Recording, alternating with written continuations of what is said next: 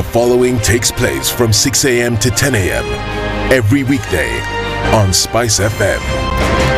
The man who looks at a beautiful girl and doesn't talk to her will end up serving lunch at her wedding. Aya, City, do like that. My father has killed a mouse. Will he fail to kill a man? Ameua panya. Small mammal, big mammal. Mtu atamshinda. What are they How saying? are we comparison? I mean, you kill a mouse. What are they saying? What they're saying is, my father has killed a mouse. Will he fail to kill a man? Name, surprise. Someone's name. The name surprised you? No, the name is surprise. No, what am I saying? I'm from Nigeria, man. I met somebody called I Believe. So See? Your name is I Believe? Yes, my name is I Believe. But that's the short form. I said, excuse me? I said, yes, my name is I Believe. So what's the full name? I believe in the goodness of The Situation Room, Kenya's biggest conversation.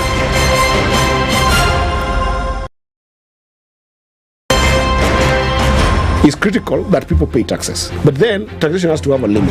When you start overtaxing people beyond certain limit, then this is now we call robbery with violence. We are all struggling, but we don't show. If you're not doing well, shame on you. But you have to say, I'm broke and I'm struggling. We are not okay until everybody is okay. We are pretending to have political parties. Why don't we just be honest? And we say, these are the Luyas, these are the Kambas, these are the Kikuyus, and we find ourselves in Kenya. You know, with politics and leadership, no matter what you do, there will always be a complaint. There will always be the assumption that you're either stealing or you're not doing things right. As a leader, don't fear. If you know you're doing the right thing, you've thought about it, you've got an expert advice, do it, then understand later. This country, we don't need prayers. Prayers is between you and God. Good governance and thinkers who care about the country and not their stomach. That's what we need. If a lion shows you its teeth, it doesn't mean it likes you. It doesn't mean it likes you. It won't start. A liar calls as witness one who is either dead or far away. Say it in Kiswahili. Ben low, nin inte, yenin der, ayu markati kadikta. You know this character called liar. He has disturbed people.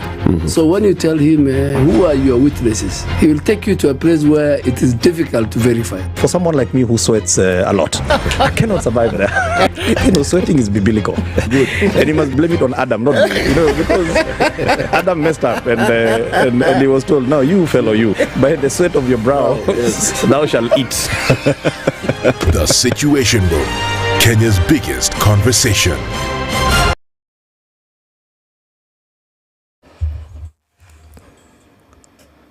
Good morning and welcome to Tuesday. What's happening on this second day of the week on the streets, at least for now? Let's take a look.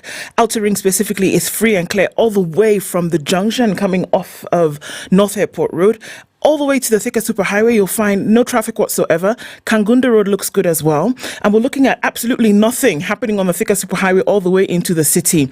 It's clear, it's free. It'll take you to the CBD with not an issue at all. Coming out of Westlands also, nothing much happening here. It looks as though Tuesday might be the next Friday. Having an idea of what it looks like coming off of Mombasa Road today.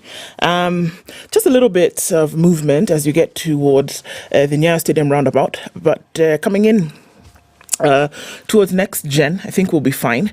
And also on Langata Road, it doesn't look too bad at all. Still very early. Let's see what happens as we get closer into it Tuesday morning. We'll talk on SpiceFM KE on X, hashtag the Situation Room.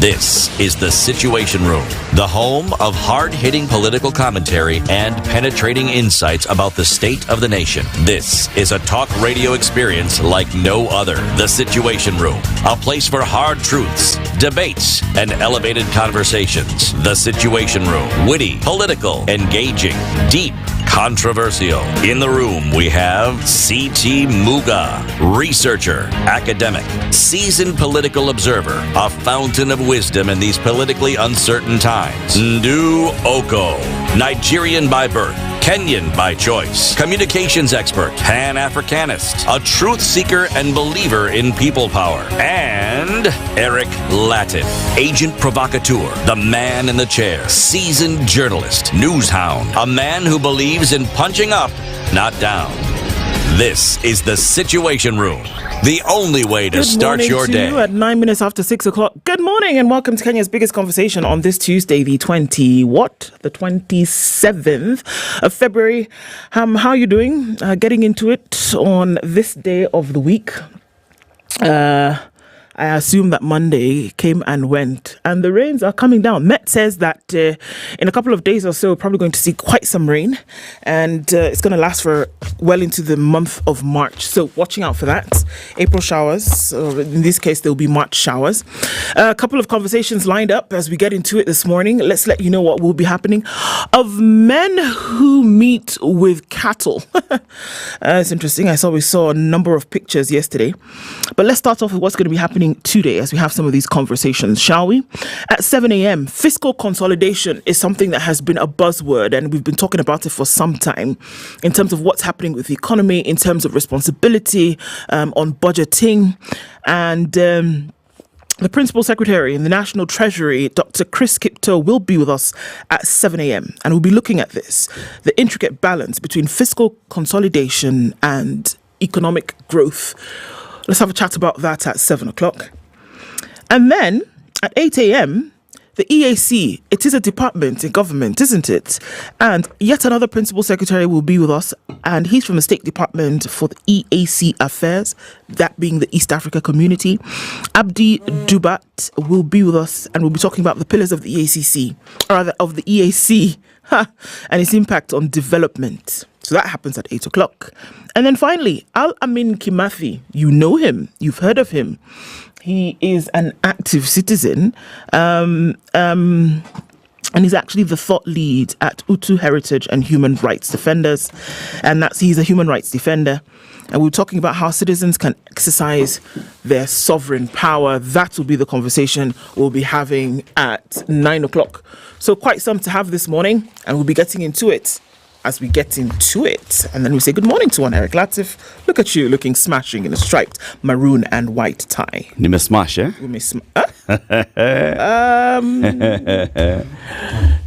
Okay. You said it, not me. You look at me and you think of that. I said your tie is fine. Sawa. Big. Nisazawa indi. Mambo vipi? Poa sana. Hata mimi niko poa kabisa. Sina hofu wala dukuduku kwa moyo. What's hofu? Hofu ni shaka. Okay, that helps me easy. Worry. Oh, you don't have any worries? Oh, that's nice. No wahala. Baby, don't worry about nothing. About a thing.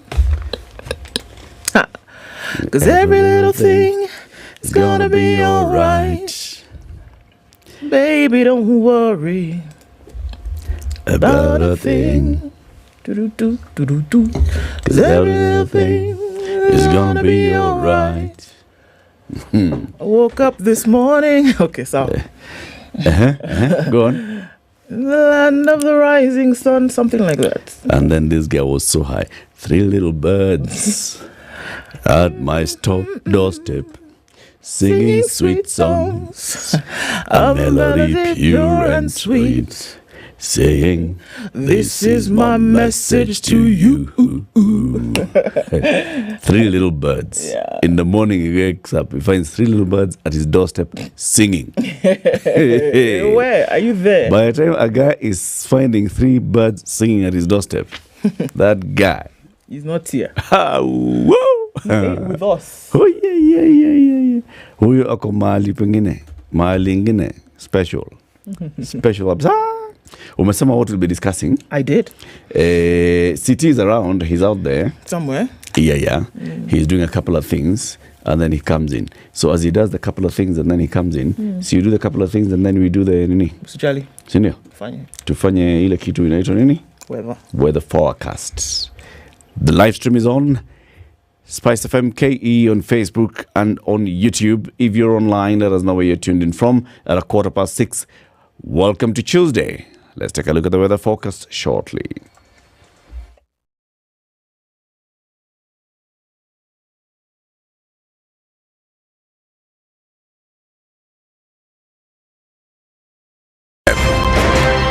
This is one of the hottest show that we can ever miss in the morning, and it's a show that really gives a real situation in the situation room. Pleasure to be here. Thank you guys so much. Ndu, nice meeting you. And even beautiful in person more than in photos. Say that again. Character is like pregnancy. You cannot hide it. You know, people hiding here and there, you know, but after 2-3 months, 5 months, now you realize, so that is why the attitude that you were showing us, you're pregnant. It's like what my grandmother would say. You cannot pickpocket a naked man. How's that? It's communal, isn't it? No comment. The Situation Room, Kenya's biggest conversation. 17 degrees and partly cloudy in Nairobi. We'll see highs of 26 and lows of 16. It's partly cloudy at 16 in Nakuru, going to highs of 28. And we'll see highs of 27 in a mostly cloudy Nyeri at 15. It's 15 and cloudy in Eldoret with highs of 24 and lows of 14, while a mostly cloudy morning in Mombasa at 26. We'll see highs of 33. We'll see highs of 33 as well, and a mostly cloudy Malindi at 26, and at 20 it's mostly cloudy in Kisumu with highs of 28, while at 18 it's cloudy in Kakamega. We'll see highs of 27 and lows of 18. Kampala raining this morning at 21, highs of 27, and we'll see highs of 33 in a mostly cloudy Dar es Salaam at 27. It's cloudy at 15 in Johannesburg with highs of 24, and Mogadishu is cloudy at 25 with highs of 33. Addis Ababa mostly clear at 14 with highs of 27, and Lagos is clear at 27 with highs of 34. We'll see highs of 33 in a mostly cloudy Kinshasa at 26, and at 3 degrees it's mostly sunny in Beijing Tuesday afternoon with highs of 7 and lows of -1. It's 6 degrees and cloudy in Paris, highs of 11 and lows of 1, while London is mostly cloudy at 4 degrees, going to highs of 9 through Tuesday. Monday night is clear at 6 in New York. Coming into Tuesday, we'll see highs of 12 and lows of 3.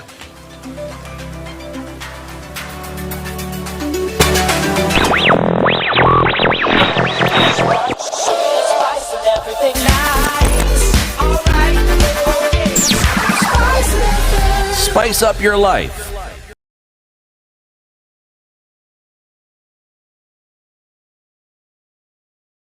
Mature, intelligent talk every morning. Spice up yourself. All right, let's begin by saying hello to Suji. Muga. Mornings done right. Jambo. Jambo. Gani. Mingi jambo. Mimi iko. Very good. Yes, na wewe? Hata mimi niko. Uko? Ako very good. Mambo mazuri lakini. Kabisa. That is very good to hear. Baridi, naona mfumo wa baridi umerudi. Bwana. Bwana. Kipindi cha baridi yani. I don't know whether to be happy or to complain. No. About what? Hii dawa ni kuchill tu bwana, sio just relax. I'm a Kenyan. I am. You reserve the right to complain about everything. I'm engineered to complain. You are incomplete if there's nothing to complain about. Okay. Right. Okay. Well spoken. Who's online? Everybody's online. Alex Mnai says good morning. Good morning to the Spice team. Sabit Yusuf says, good morning, everybody. Wishing you a happy Tuesday. Ivan Zintabo's tuned in. Tony Mohoho says, good morning. He's listening with his wife. Okay. Stella S says, good morning, my favorite people representing Dallas. Hong Kong is where Robinson Gisero is this morning and says, good morning, everybody. Looking forward to good vibes ahead. Happy Tuesday. Looking forward to a great show from Manchester, says Sir George Gashoiri. Jane Kinaro says, good morning, my people. Ndu. Hi. Ndu. Good morning, Jane.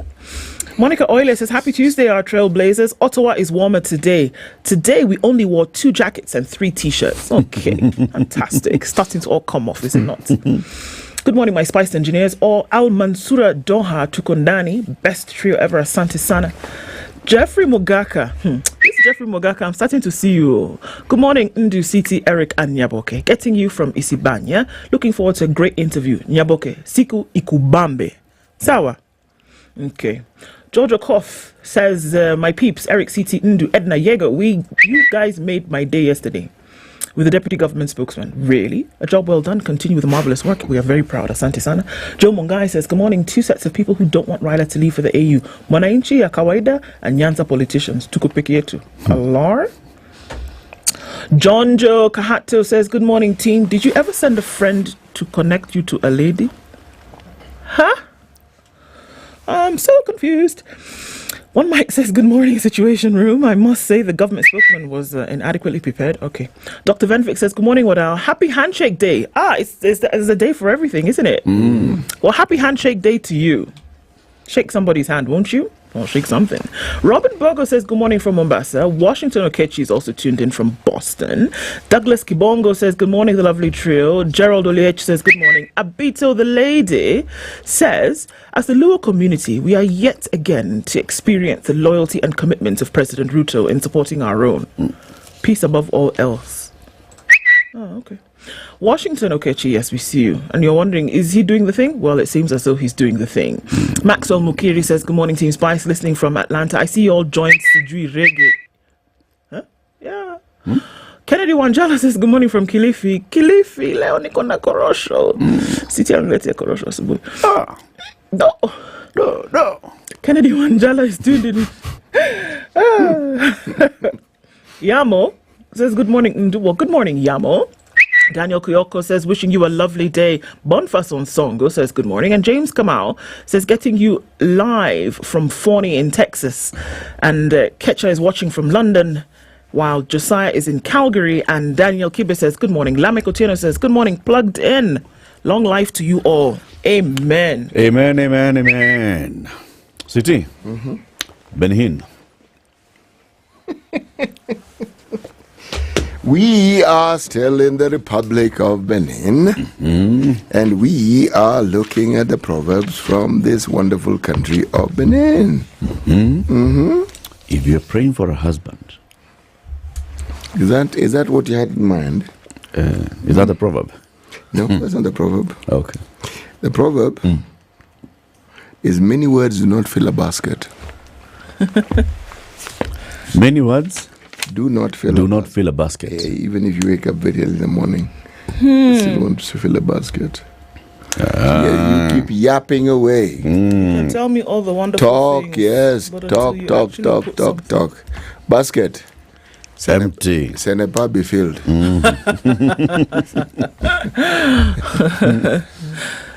How do you say that in Portuguese? That's the one language I don't even know one word in. Obrigado. You know obrigado at least. Obrigado? Obrigado. Meaning? Bye. Obrigado.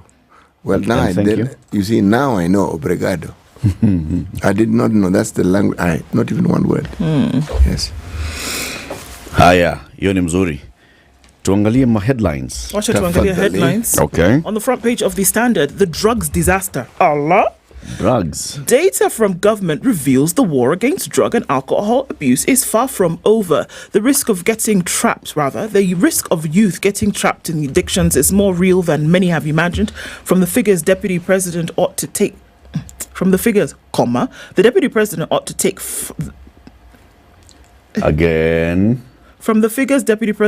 take fight to the coast and Nairobi, not just his central backyard. Okay, so punctuation is missing there, but I think you get the drift. That's what we're looking at now. So look, the fight is all over the country, apparently.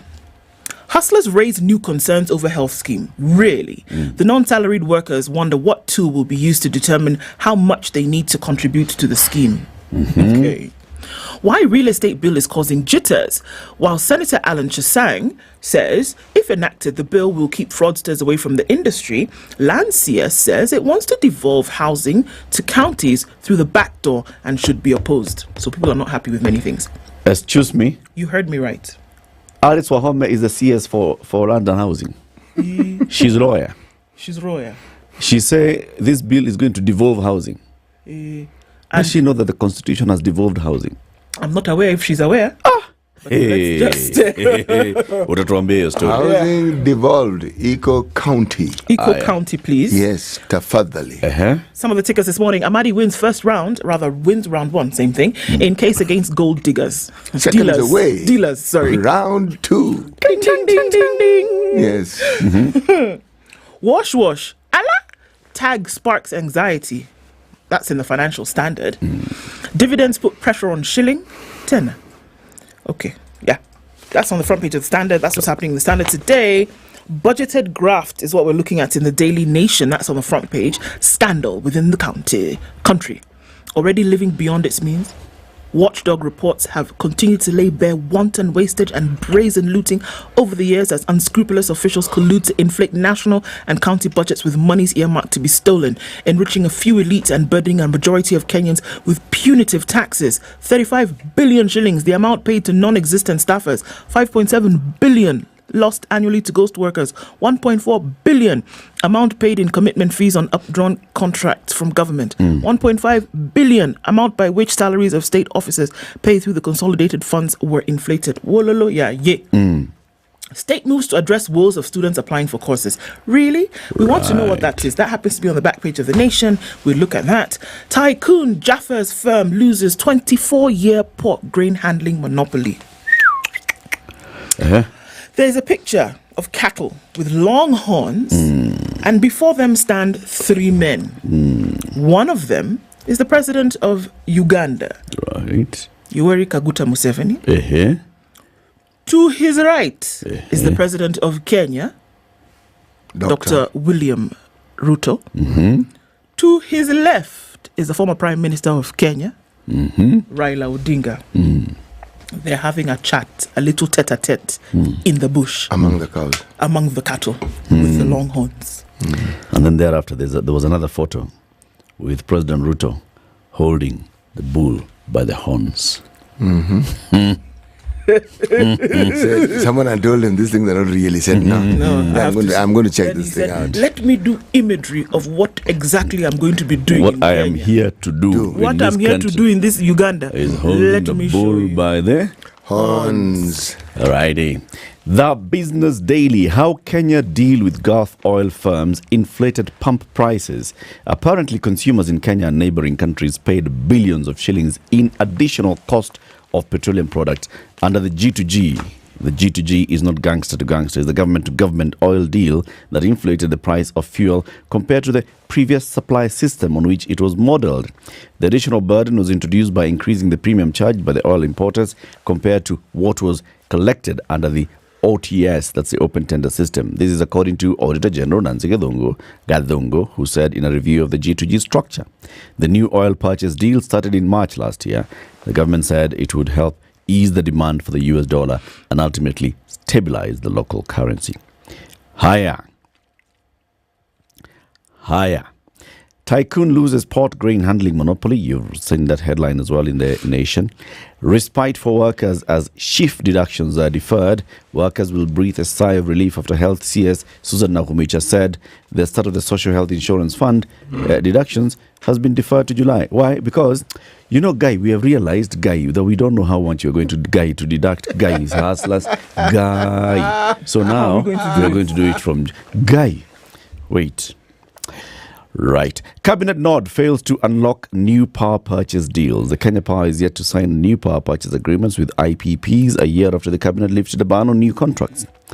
Fuliza craze squeezes rivals out of microloan business. Safaricom's popular Fuliza overdraft facility has squeezed other digital credit providers out of the microloans market segment. City. Yes, please. Tell us about the Star. Do you have it? No, you don't have the Star. There's something about the Star on Tuesdays, man. You just don't get it. The MyGov thingy? Yes, that thingy. It's the MyGov day. Haipatikani bana.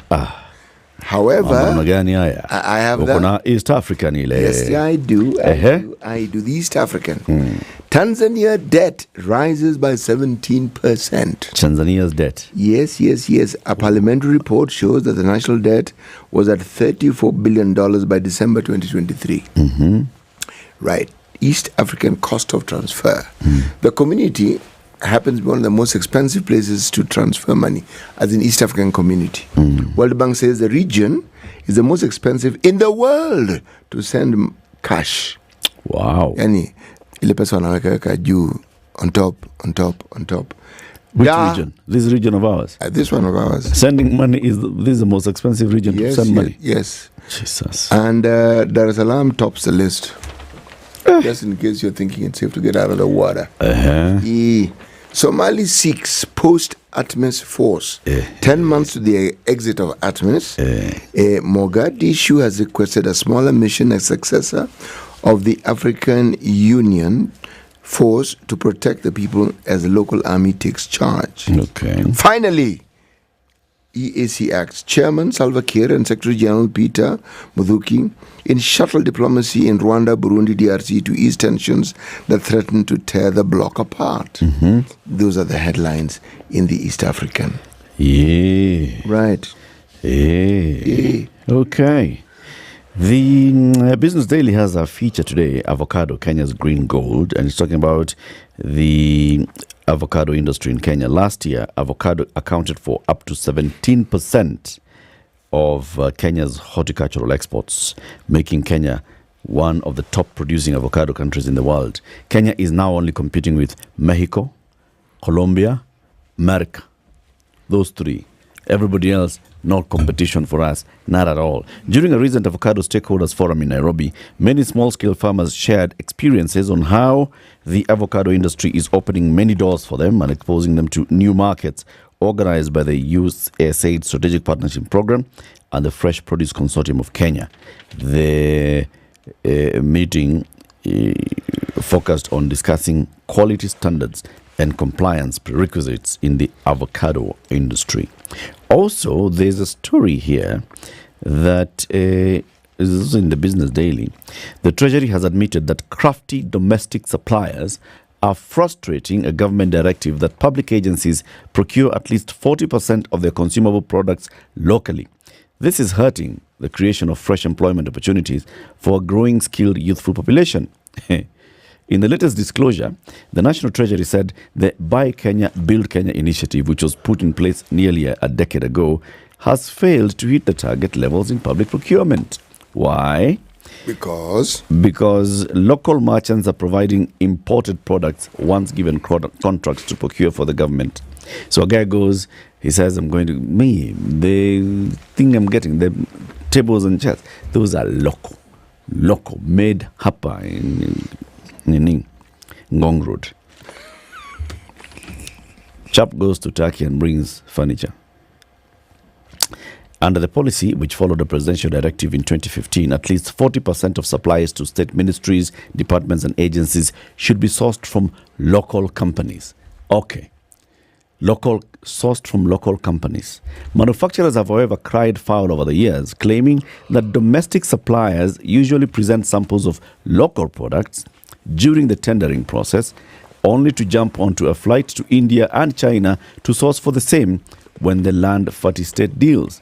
The government remains the biggest buyer of goods. So, during that entire tendering process, they take sample, local. In fact, they even go with the fundi. Even tree, local. Yeah, everything. LPO comes out. Flight, India. Mvuli made in China. Come with the mvuli made in China. Question though is, why? It means that entire trip to China and back ends up being cheaper. Yes. Than this trip to Mogoga and back. Yes, it is. It is. In fact, if there's a country where the economies of scale really shows its teeth, it's China. Just the numbers alone means that anything that is produced can be produced at the minimalist, if I may use such a term, of costs. Consumers are many. Maybe it raises questions then on, because you see when you're bidding, it's the lowest bidder who's going to be picked. That shouldn't be the rule. So you're competing on price. Now, if you put this price and you go and try and source locally, you will not make your margins. It will actually not work. So maybe there should be something else that says it's not just lowest bidder, but there's also a minimum. There's a standard. We have surveyed the market as government, and we know locally sourced and locally produced goods, furniture, for example, will go for this much. You could. So you do like OTS in oil. You say this is the average rate. So you're competing on rate plus margin. The one with the lowest margin is the one that wins the tender. Go with, yeah. Bottom line with these matters is that at the end of the day, if the government wants to protect its manufacturing industry, it can. Ours isn't very well protected. No. Mikora imejaa mingi. Ndu, yes. Tell us about traffic. It's our 25 minutes to 7. This is the Situation Room, the only way to start your day.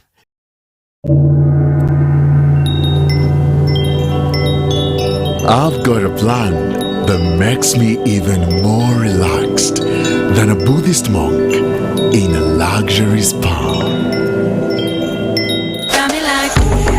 ICEA Lion has a plan for everyone. Talk to us today for a plan that's right for you. Or visit icealion.co.ke.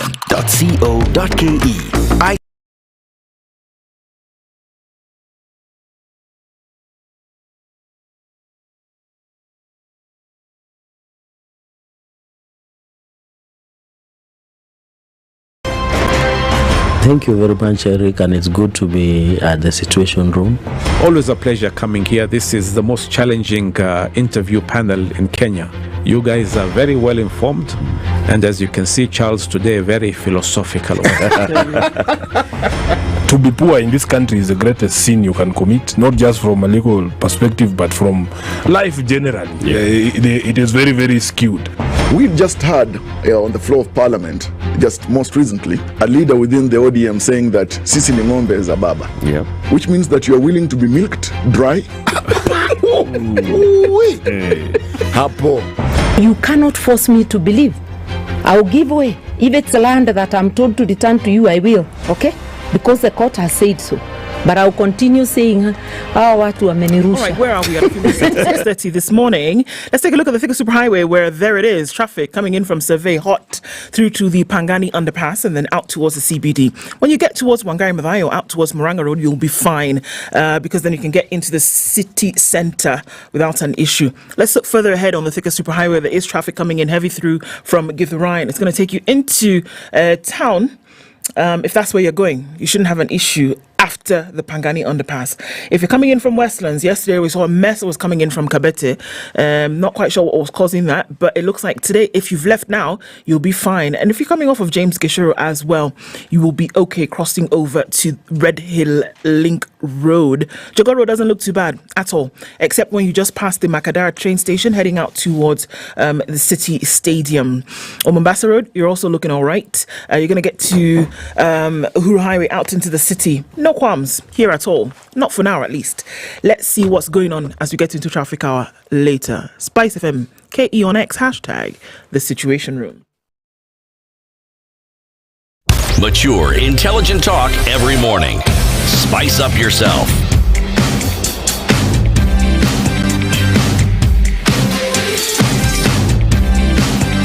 Mornings done right.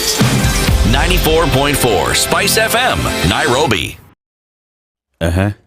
Okay, let me tell you a couple of stories. I don't even know where to start.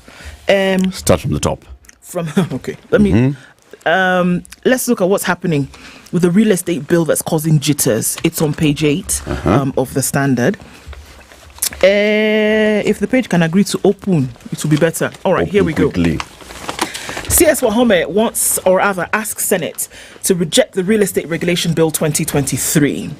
Lands Cabinet Secretary Alice Wahome has asked Senate to reject the Real Estate Regulation Bill 2023 that seeks to regulate the real estate market that has a turnover of over 100 billion shillings annually. Wahome said her ministry is at an advanced stage of reviewing the Estate Agents Act with some aspects relating to registration and regulation of estate agents in the bill, sponsored by Trans Nzoia Senator Alan Chisang, being incorporated in the revised Estate Agents Act. Did you get that? The CS, who appeared before the Senate Lands and Environmental Committee in Nairobi yesterday, said the regulation of professionals is not a devolved function, but under the national government, while development approvals is under county governments. You get it now? The Real Estate Regulation Bill 2023 is a good initiative in as far as it seeks to regulate real estate investors who intend to sell their properties off-plan using parts of the funds contributed by purchasers. It should, however, exempt those who do not wish to offer properties off-plan. She told the committee chaired by Nyandarua Senator John Methu that most of the challenges faced are from developers who start developments and use purchasers' deposits towards construction or to meet subdivision and infrastructure costs, while subdivision and tilting is incomplete. She said that the bill seeking to regulate real estate agents and developers creates fundamental flaws as registration of professionals and the real estate projects are quite different. The registration of professionals is one. Yes. And development is a different thing. Yes. Okay. She said that the real estate agency is a distinct profession with training up to university, and its regulation is already covered on the Estate Agent Cap 533 of the laws of Kenya. So she said what this bill essentially will do is that it will open up the back door for people to come in and do whatever they Creating want. some new area of regulation. Exactly. And she said there's no need for that. So please reject it in its entirety and let's work with what we already have in place. Oh, let's amend what we have. Let's not create something else. Basically saying the honorable member is misinformed. Yeah. May I please inform the honorable member? Hey. Kenyans have raised concerns regarding means testing to determine how much non-salaried individuals will pay to the new health scheme. Means testing is a tool that will be used to evaluate the amount to be paid to the Social Health Authority, SHA, for non-salaried individuals. In the regulations, socio-economic elements shall be used to determine the pay. So basically, if you don't have a pay slip, then we look at you, we do means testing, we say, wewe lipa mia tano. Look at you, wewe lipa mia tatu. Meaning 300 being the minimum. I am worried about means instrument. It feels someone will count spoons that I have. If someone asks me questions to determine my pay, I'll give doctored answers. This is John Gikonyo, who is the president of the Renal Patients Society of Kenya. Council of Governors Health Chairperson Mudomi Njoki said there's need for more input on means testing. The concerns were raised yesterday during the national validation of the Social Health Insurance Regulations 2024 that stipulate the amount to be remitted to the new scheme. Questions were also being raised on why Kenyans are expected to remit their pay to SHA, yet most hospitals lack basic drugs and human resource, more so levels 2, 3 and 4. Participants demanded response on why gaps facing public hospitals could not be addressed before adopting the scheme. The single most thing to bring the program down is the day patients end up in a hospital and they cannot get services. Under the new scheme, every Kenyan should apply to the new health scheme by June 30th, while deductions shall commence on the 1st of July. Salaried people will be paying 2.75% of their gross monthly pay, while self-income earners shall pay an annual contribution capped at 2.75%. Any person above 25 years will also pay to the scheme, regardless if they are income earners or not. A person who has attained the age of 25 and has no income of his or her own or is living with a contributor shall be treated as a household separate from the contributor and pay 300 bob per month. This is according to the regulations. Now, these are the concerns that came up on. All right, so we know the people who are salaried, you can get them and you'll get the 2.75% of their gross, okay? But you're saying every human being living in Kenya who is an adult should pay 25 years and above. Now, those that don't have a pay slip, how shall you determine how they pay? Right. Okay, this, and that. Those that you now need to do means testing to know that this ones will pay 300 and this ones will pay X. How do you determine that? Now this one, okay. So for that reason, and the very many concerns that came up, this is what led Susan Nakumisha to say, okay, let's not begin deducting this thing end of this month. This is this week. Let us wait until June. Raises issues, number one. Number one, why were we going to start deductions in March without these regulations in place? They were definitely not going to be gazetted by the end of this week. Two, why don't we have all ducks in a row? So many months after we started talking about we are going to roll out UHC. These are some of those issues. Okay, this is how we shall do means testing. There are guys who've been doing the numbers. How shall we do means testing? It's not a new concept. No, they thought about it. Why don't we have a formula for how we shall do means testing? Then the other thing, since the president launched this program on, was it Mashujaa Day? Yes. Right? Yes. Since he launched the program in October, to date, we have not started recruiting members or registering members into this new SHA. Now we are saying that we shall finish recruiting into new SHA by June. We are in March. When are we going to begin recruiting members into or registering members into this new SHA? Have you heard them saying anything like that? So come June, end of June, are we sure that all eligible Kenyan adults shall have been registered into SHA so that then we can start rolling out this? And thingy? what mechanisms have we said have been put in place to ensure that all those Kenyans are registered? That's the thing. This is my problem with a lot of these things. The fundamentals, the basic that you need in order for it to be rolled out and then for you to even build on that in the future is hardly ever implemented. And so you come later and you say, well, this is something that was started, but for some reason we were not able to complete it. But I'm telling you, look at each and every one of these things that become projects that maybe this is the very basic that you did not outline, you did not define, you did not set from the very beginning what it was going to be. Now already, something that we were told was foolproof. Were we not told that? Yeah. Were we not told that it was foolproof, ready to go, blah, blah, blah? In fact, the only thing that's stopping us from going now is all these court cases that you Kenyans have been bringing. Okay. Lifted, isn't it? Yep. Lifted now. You may go ahead and do whatever you need to do. Yep. You are the ones who come back and say, actually, you know what? Let's wait, because we've not yet set how we then are going to. We haven't finished the preliminaries. I mean, we are still on preliminaries, and even those we are not clear. Because by now, what we should be seeing from the Ministry of Health, instead of Nakumicha going to demonize NHIF everywhere she's going, she should be talking about, now, people, I'd like you to start registering, and this is how you register to the new health scheme. This is what is going to happen. This is how you register. You present your ID. Whatever you do, how do I register? Then what happens? How do we transition from NHIF to SHA? You know, once again, I go back to the introduction of the new 1,000 shillings note and the Central Bank of Kenya, and how they very methodically, very efficiently, and very effectively communicated to Kenyans how the change was going to take place and over what period of time. Telling you 6 months to go, 3 months to go, 1 month to go. And with every announcement, this is what you need to do. This is what you need to consider. This is what you need to do. That is just notes which will appear and you have a choice to use or not. Now you're talking health, which means you're talking life and death. And for some strange reason, it isn't important enough to talk about this. To take the time and bother to ensure that the details that are necessary are actually communicated on a daily basis. This is not important. It just seems to be a hit and miss.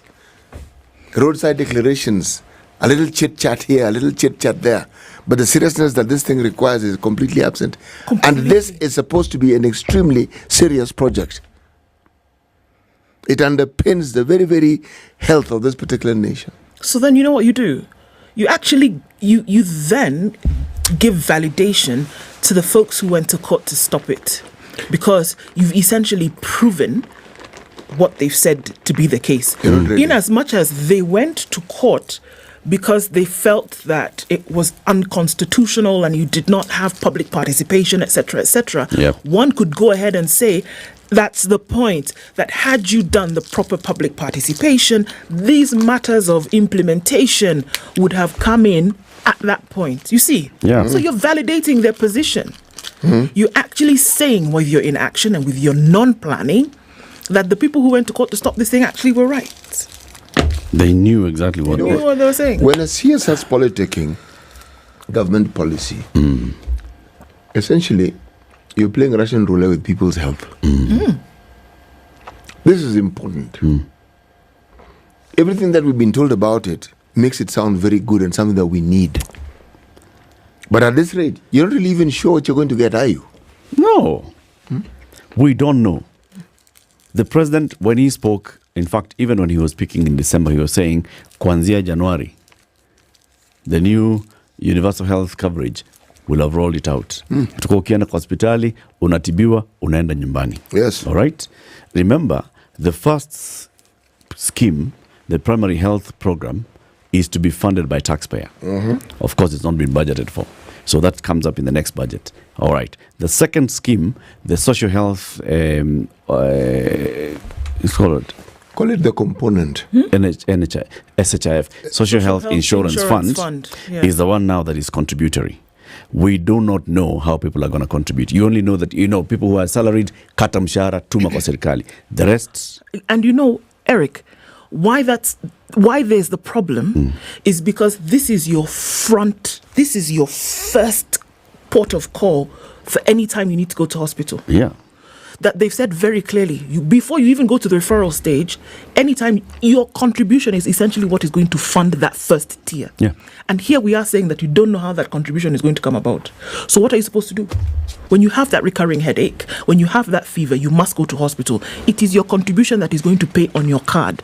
And they don't know how you're going to contribute it. Yeah. And they leave very, very many questions here. When the president, and this is, I agree with him here, when the president was saying, you guys are actually making me look bad.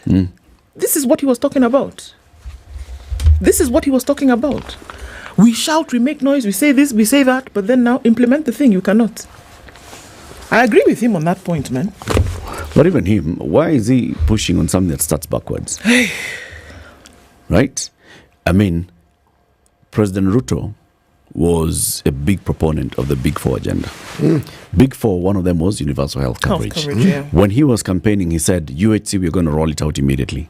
When he won and he was sworn in, he said, we're going to roll out UHC immediately. In fact, he has a health advisor among his advisors, right? UHC advisor. They started working on this thing. They came up with the bills to roll this thing out. Just ask a dashboard. So where shall we begin? Where shall we end? How do we get everybody on board? How do we get people contributing? How do we make sure that those funds are well utilized? How do we make sure that the health facilities are working? After the bills were done, after the president launched UHC is when we started seeing a report or an audit of the health facilities, and it shows where the gaps are. Now we're talking about, we don't know how you're going to identify the indigents who are going to be supported. Come on. Give me a big break. Tell us about, can you tell us about Machogo? Please, I want to tell you. If it's tell us about Machogo. He has a story, but let me tell you. Now, yes, has been doing the thing. Yes.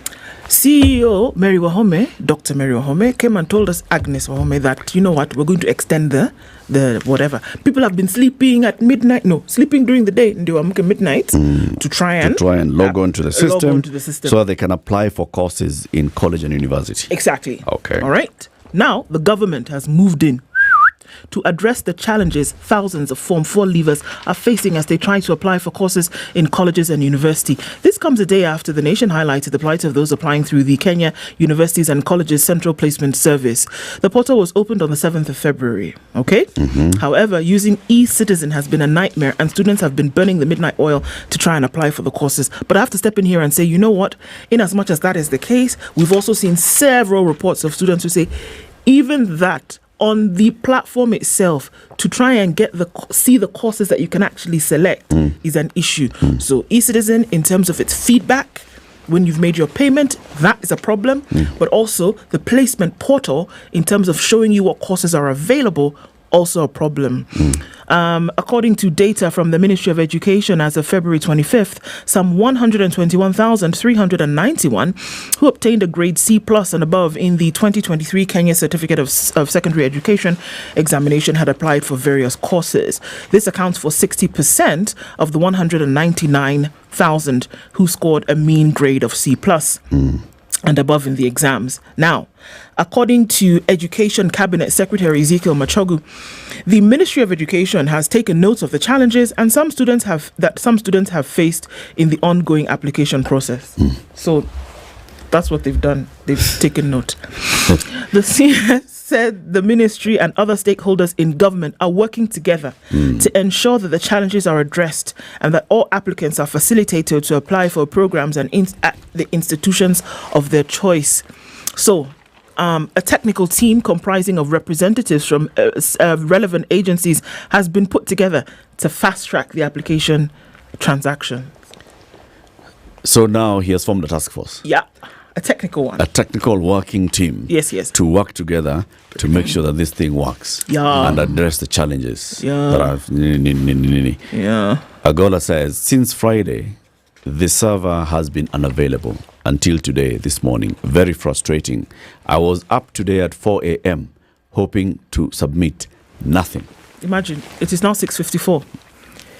He then went on to say, I'm sorry if this irritates you a little bit more, a detailed procedure for the process is to be disseminated by CUSPs when? Immediately. On how to do this, huh? Yeah. He says you don't have to, you can use USSD code to. Yes, he says the prompt. USSD code you can use.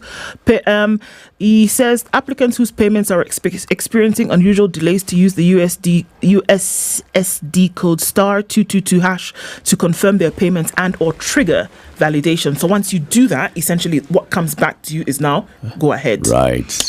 He said the ministry is committed to ensuring that all eligible applicants are given a chance and that no student is left behind in the process. The initial application deadline was the 22nd of February. It's been pushed to February 26th, which was yesterday. But that was pushed again. So, we don't know.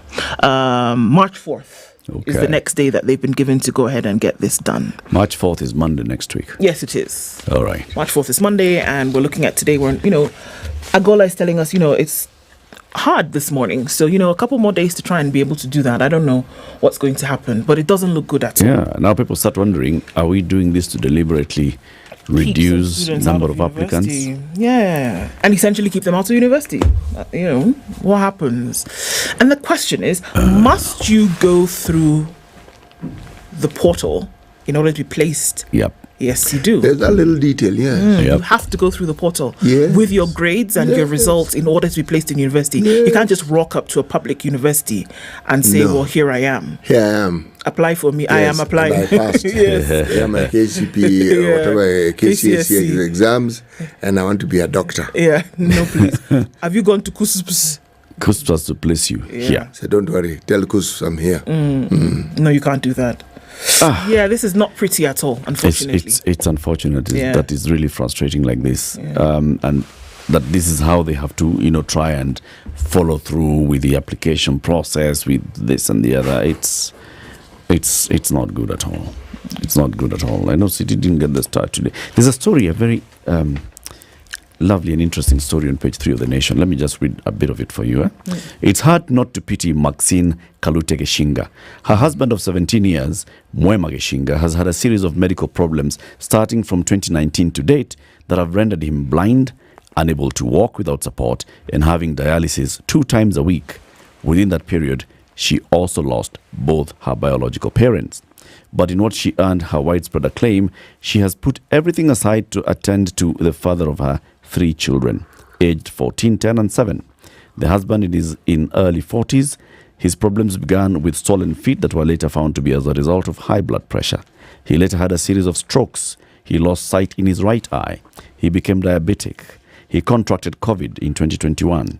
That saw his blood oxygen levels drop to fatal levels. He developed kidney problems, lost sight in his left eye, but has withstood and is still going strong.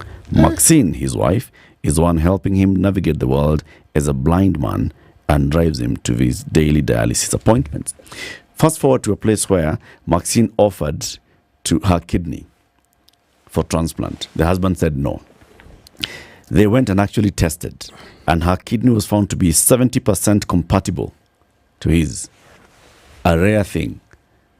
70% compatible. Wife, husband. Very rare. Yep. Then they went now for further tests to see whether now before they do the transplant. However, he was tested and Mwema underwent a urology test to check whether his bladder would be able to support a healthy kidney. He did not pass the test. So now he can only continue with dialysis. He cannot do a kidney transplant. Is that not a very heartwarming story? It is. And it comes out in a book written by Mwema's father, who's a retired bishop, who has basically written about his own journey and says, look, I'm looking at what's happening to my children, and my God, it's a very interesting story. Anyway, time for the news. It is now 7 a.m.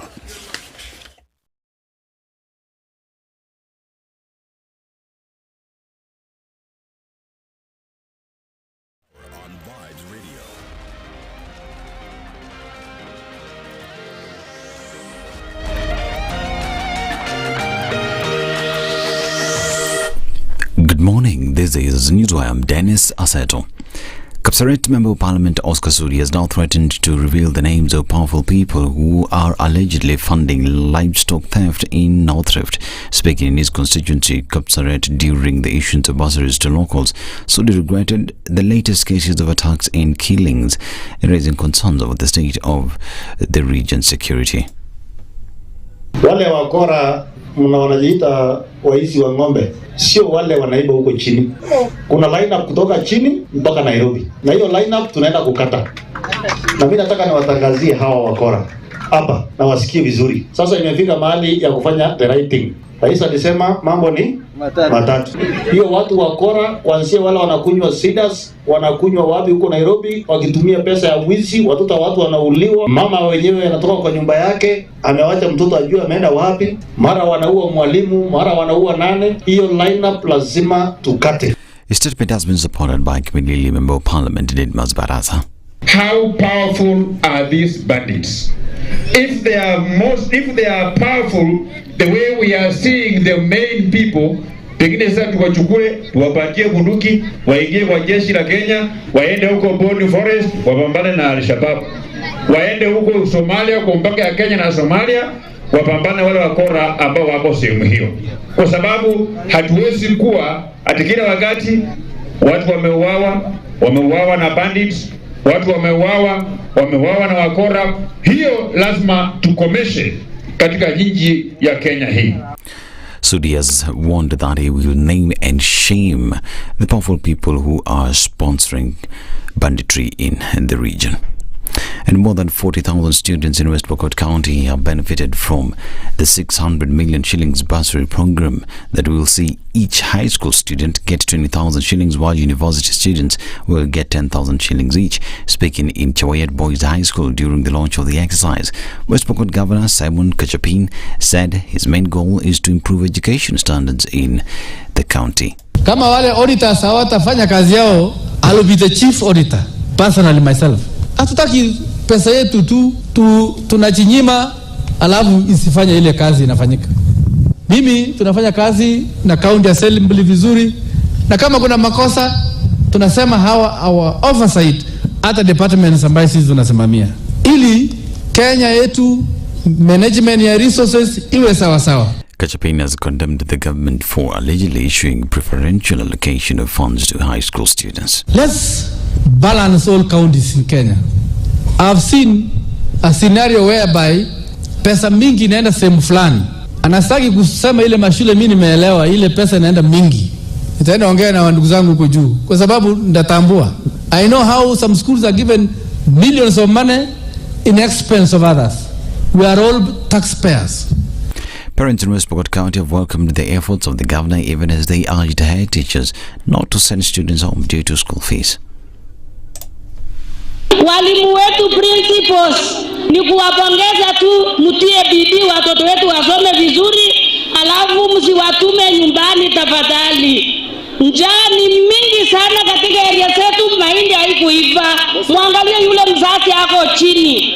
Tunaomba walimu principals msikize mheshimiwa governor kwa kuwapea pesa mingi. Hakuna wakati ungeenda kusanya hizo milioni ya pesa ingie katika akaunti ya shule, ni mara ya kwanza. Mumevunja rekodi, asante sana. Now, during the inaugural session of UDA, 6 environmental advocates pressed for decisive action to address the concurrent climate and plastics crisis, which are exacerbated by reliance on fossil fuels. At a press conference held at the United Nations complex in Gigiri, Nairobi, speakers emphasized the critical need for a strong global plastic treaty. According to Helen Kahaso Den, the project leader of Greenpeace Africa's Pan-African Plastics Project, UN member states are allowing fossil fuel interests to drive treaty negotiations and water down its ambitions. Amos Wemanya, senior advisor for renewable energy and just transitions at PowerShift Africa, highlighted the failure of fossil fuels to adequately power Africa, stating that 600 million Africans have been left without power. This is Newswire. I'm Dennis Aseto. Good morning.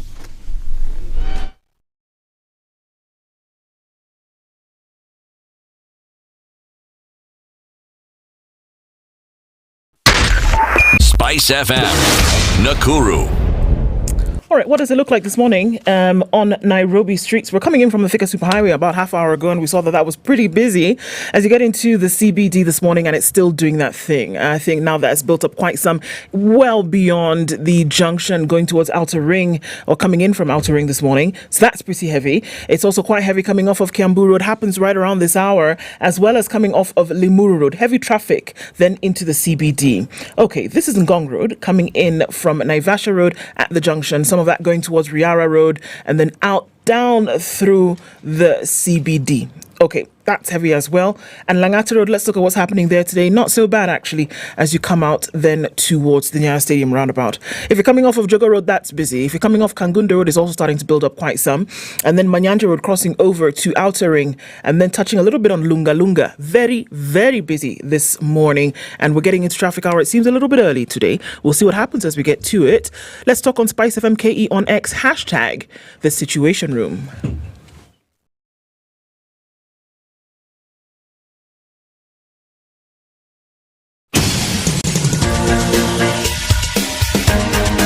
This is The Situation Room, the home of hard-hitting political commentary and penetrating insights about the state of the nation. This is a talk radio experience like no other. The Situation Room, a place for hard truths, debates, and elevated conversations. The Situation Room, witty, political, engaging, deep, controversial. In the room, we have C.T. Muga, researcher, academic, seasoned political observer, a fountain of wisdom in these politically uncertain times. Ndu Okoh, Nigerian by birth, Kenyan by choice, communications expert, Pan-Africanist, a truth seeker and believer in people power, and Eric Latiff, agent provocateur, the man in the chair, seasoned journalist, news hound, a man who believes in punching up, not down. This 7 minutes is the after Situation 7. Good morning Room, and welcome the to the second only hour way of to start your conversation. This is the Situation Room on SpiceFM, now live on KTN Home, on YouTube and on Facebook. On this day, we tell you about EcoBank because it has 35 different African markets. Right. And 4 other markets around the globe. So, CT's wondering what those markets are. The UAE, China, the UK, and France. Which one is Dubai? Dubai is in the UAE. Okay. Okay? Now that we've gotten that out of the way, 35 different African markets where there's a presence of EcoBank. And so there's thousands of branches around the country, around the continent. What does that mean? It means that your banking is seamless. It means that wherever you go, you don't have to shut down operations and get there and start them up again. So long as you're plugged into the platform, it doesn't matter where you go. You can actually go into another country, continue with the operations, and operate in the currency of that nation. It's great. And EcoBank has been able to do this and permeate these markets and said, look, we do business in a better way. Right. And because of that, it's a better Africa. Kabisa. There's a ministry in government. It's called the Ministry of the National Treasury and Planning. Our next guest is from that ministry. But before we welcome him, let us tell you about planning by ICEA Lion. They ask you, do you have a plan? If you don't have a plan, just talk to them. If you have a plan and you're trying to figure out, okay, is my plan working or is it not? It's always important to have somebody to talk to. And ICEA Lion, who are really experienced on this, they've got 60 years experience. Imagine, combined in this country. They're saying, come, talk to us. Do you have a plan? Why is it important to have a plan, City? Well, it's really very difficult to navigate this planet and live on it if you have no clue as to what it is you wish to do. That essentially is what a plan is. So planning is something that is essential to simply living. Forget surviving. Yeah. Now, if you want to take it a notch higher and you want to plan for the future in terms of your finances, that's even better. Because then ICEA offers financial advice. It offers you security advice. Put it this way, it'll put all your plans in a basket and guarantee that those plans will actually work for you. If you follow the plan. If you follow the plan. And don't have to complicate a plan that you think, oh, you know, my plan is big things. Even a simple plan as, I want to have a holiday this year. That's it. Right? Begin from that level. I want to have a holiday this year. I want to take my children out. I want whatever you want to do. I want to buy a new car. No, it's okay. I want to buy there's a new pair of shoes that I saw, and you're a young person and you're thinking, how do I actually get myself to owning that pair of shoes? Plans begin from that simple. Talk to ICE Lion. They'll help you with this life going forward. If you're as young as 18 or as old as CT plus 75, it's good. Methuselah. It's good enough. All right, time to introduce our guest. Dr. Chris Kiptoo is the Principal Secretary in the Ministry of the National Treasury and Planning. He is the PS for the National Treasury. Dr. good morning. Good morning to you. Welcome to the hot seat of the Situation Room. Thank you very much. How does it feel? How does it feel? Great. I've been hearing and listening and watching, and I've always wanted to be here. And happy to be here today. You had a plan. Yes. To be He here. had a plan. For such a time as this. Yes, and he has completed his plan. Actualized his plan. He's actualized it, yes. Karibu sana. We're going to have an interesting one-hour conversation to welcome you to the show. CT has the day's proverb. This week the proverbs are from? The proverbs are from the Republic of Benin. Right. It is the 21st smallest country in Africa. 21st? Yeah, meaning number one smallest is Seychelles. But now it's number 21. Oh, okay. Okay. That is if you were to give ranks. It's a teeny little country, sliver of a country, as I told you yesterday, that leads into the ocean. Many words do not fill a basket.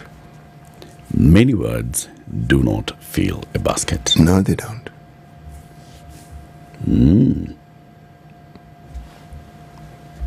PS, what's your interpretation of this one? That you could just talk. But what is important is performance.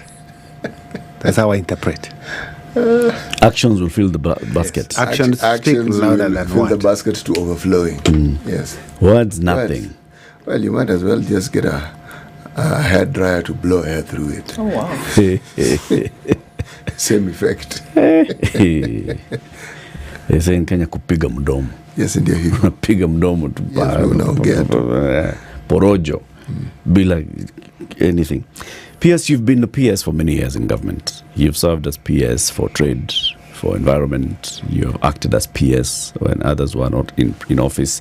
And then now you are PS in the National Treasury.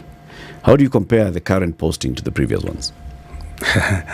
This is the toughest of all the jobs I've ever had. And nothing comparable. Both in private and public? Yes, because this is just my entire life is just on this job. I begin at 5 a.m., sleep at 1 a.m. Most of the time, except probably the weekend. By begin, you mean you're in the office at 5? I'm in the office by 5. And you leave the office? Yes, even if I leave early, I'll still be working. And the earliest time I sleep is, midnight, 1 a.m. Every day. That's the job. And it is the busiest job. I hold the job of, I'm an accounting officer like other PSs for the National Treasury State Department. But I'm also the Principal Secretary for National Treasury. So I am in charge of both the national government, the parliament, judiciary, independent institutions, and I have to deal with all treasury issues relating to the entire government. You're the one to disburse all the money that needs to be disbursed. It's the job description of the Principal Secretary for National Treasury. So one of them is, of course, making sure that we are paying our debt on time. Yes. Last week, the president, flanked by you and your cabinet secretary and others, announced to the country that we have dodged a bullet by floating Eurobond and getting $1.5 billion out of it. We have been able to pay $1.5 billion into the $2 billion bullet payment that's expected in June. The rest, $500 million, you said, was to come from other sources. What are these other sources? Budget from our own domestic resources that we're going to collect from the Kenya Revenue Authority. And we expect that balance will be met. And so we're confident that we will settle the 2 billion by June. Okay. We already settled the 1.5 billion. And so the remaining is on course, and we will settle them on time. And by on time, we mean by June. By June, yes, because we have a set timeline, and we endeavor all the time to honor our obligations. Just this Monday, we had to pay 152 billion debt obligations for domestic debt. 107 billion, which was principal payments, and the balance being interest payments. And we do that every Monday because that is our day that we settle our domestic debt obligations. And we take this very seriously because dawa ya deni ni kulipa. And we have to make sure we honor our obligations, because if we fail, that will be really bad for our nation. So it seems as though it actually is the case that a majority of the revenue that comes is going towards debt. Yes. Is this fiscally responsible? Actually, the state of affairs right now is like this. For every 100%, every money that we receive from care, 60% will go towards settlement of outstanding debt obligations or the debt due. And the balance we have now to use it to meet recurrent expenditure, pay counties, let alone pay development budget. Okay, so let's look this percentage seems to be a floating percentage. The president said 70%. You're saying 60. We've had another quarter 78%. What exactly is it? It all depends on the period that you use, because sometimes you could do an average of, say, last 5 years or last 1 year, or you just take today or yesterday. You look at the revenues that you had, and but I think on average, because they have done this analysis, on average currently we are doing about 60% of whatever revenues we get, we settle our obligations. And if you do the breakdown of the budget, you will actually see that coming out very clearly. Okay. Yeah. You obviously, because of a majority of those funds going towards the first charge of debt, that means that you're left with very little for the rest of the responsibility that Treasury has for the country. That means we're talking about counties in devolution. That means we're talking about, budgets that needs to be filled. So many other things are necessary with the little money that's left. How is that juggling exercise going? It would appear that it seems to be a bit of a trouble spot. It's a tough one. That's why I think I'm happy that you want us to discuss the subject on fiscal consolidation, because really that is what we are doing now. We don't have a choice. We have to ensure that we reduce our appetite for debt, because it's not sustainable. Currently, our debt is rated high risk but sustainable. And if you look at the debt carrying capacity of Kenya, the countries are rated either high, medium, or low. There are 3 categories. So in 2021, before 2021, we were high carrying capacity, but we've been now on medium, and we don't want to come to the worst category. So instead, we want to make sure that we work around to ensure that we actually work towards minimizing the need to take debt. And our idea is, if we in the near future we can run a balanced budget, that will be the greatest aspiration that we will have achieved.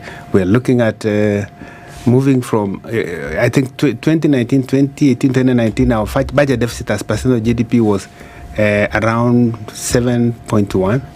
Then the next year, 2021, we had 8.3%. 2022, 23 was 6.2%. When the last just before the election, the budget deficit was 6.2%. But because this government, when it came to power, it took the decision that it wants to engage in fiscal consolidation. The first supplementary that we undertook in October was to bring down the budget deficit as percent of GDP from 6.2% then to 5.7%. Then the budget that was passed by Parliament, which was read in June, brought the budget deficit to 4.4%. And the aspiration was that we move to around 3.9%, and over the medium term, work towards minimize, if not eliminating completely, the need to borrow. And unfortunately, of course, we got shocks that affected us. We had the pressure of the exchange rate. Our shilling has weakened. So the amount the loan that we have in foreign currency has meant that we now have to raise more shillings to pay for the same.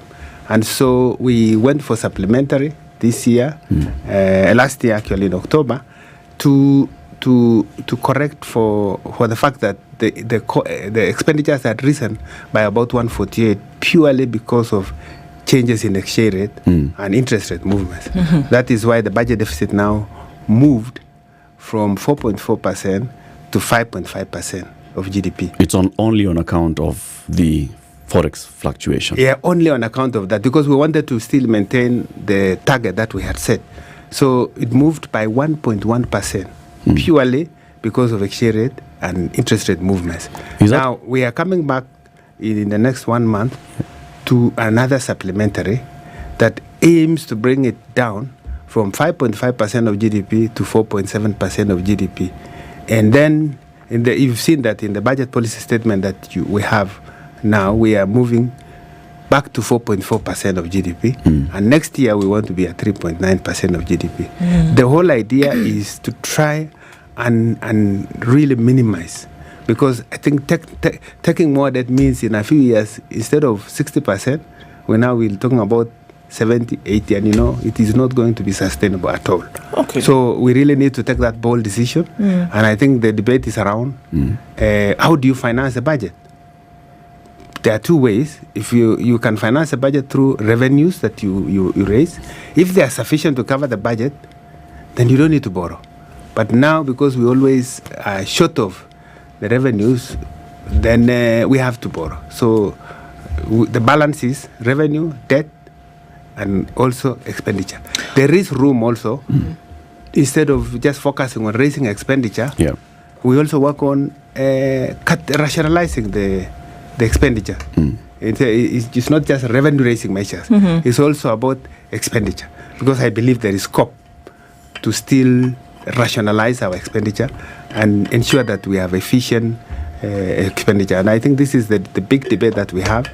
And remember, the debt obligations we have, are historical. Like the Eurobond, which you asked, we have about $7.1 billion of Eurobond. $2 billion is coming to mature in June. And then we have another $900 million maturing in May 2027. We have another $1 billion maturing in February 2028. We have another $1.2 billion maturing in May 2032. We have another $1 billion that is maturing in February January 2034. And the last one of $1 billion maturing in 2048, February. So it's and the new ones are starting to mature in 2029. Yes, and you see, part of liability management now, that's how we managed on this Eurobond, is that we did a refinancing by settling, we did a buyback. We issued and also did a buyback. And the issuance now means that those ones will mature in 3 tranches. Instead, we wanted to avoid bullet payments like we have found ourselves where we have to raise $2 billion in one go, which is very, very difficult. It's not easy when we are struggling with other needs. So what we have done is that this $1.5 billion will now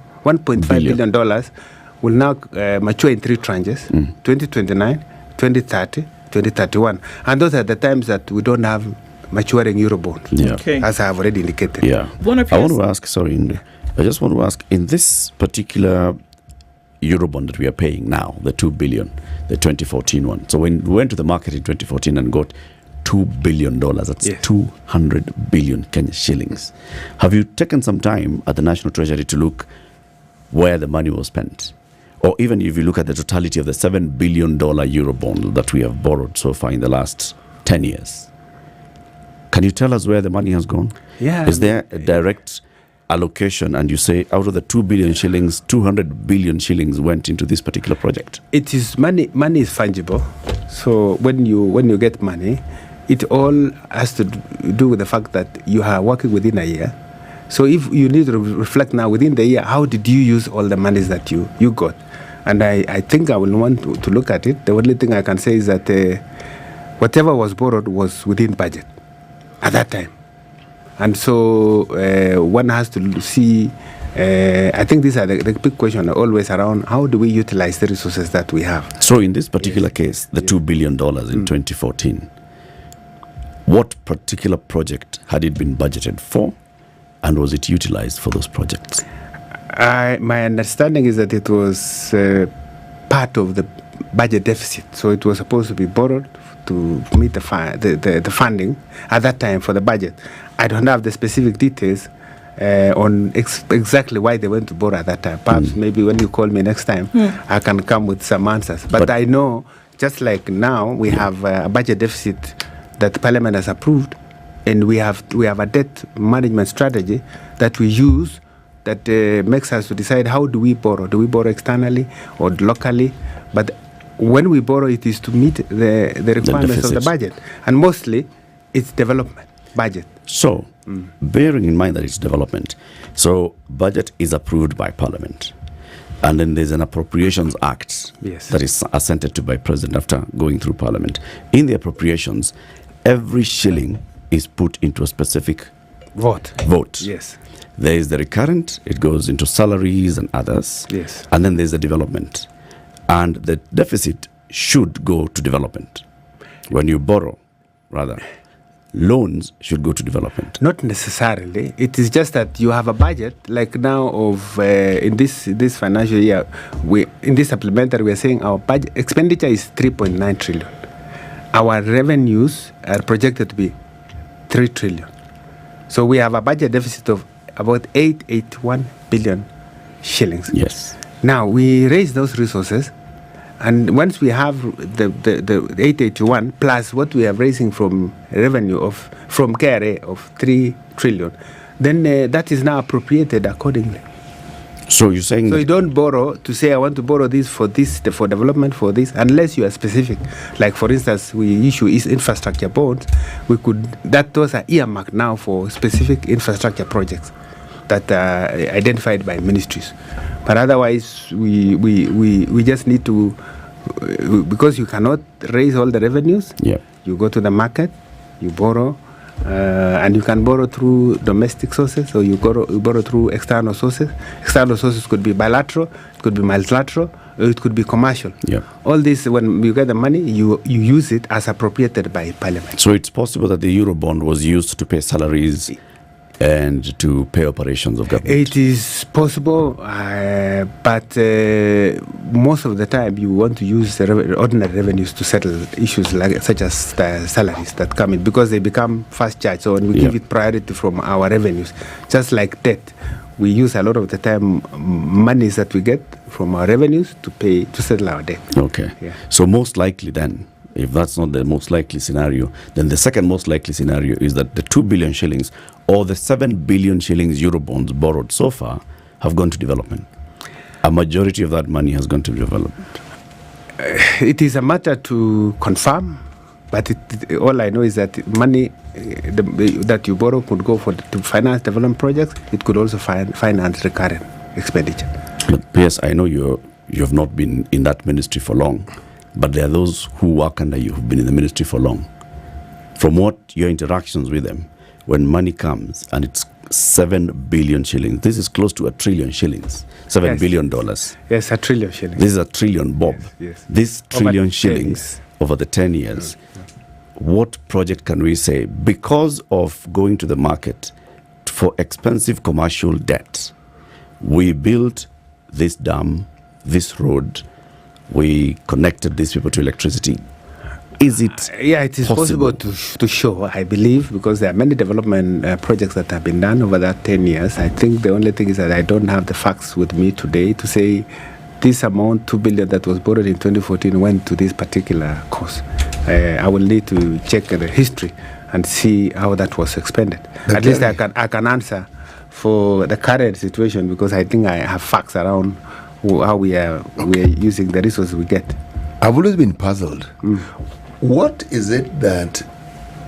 No, in fact, why don't I let you ask the question you wanted to ask, then I can ask mine.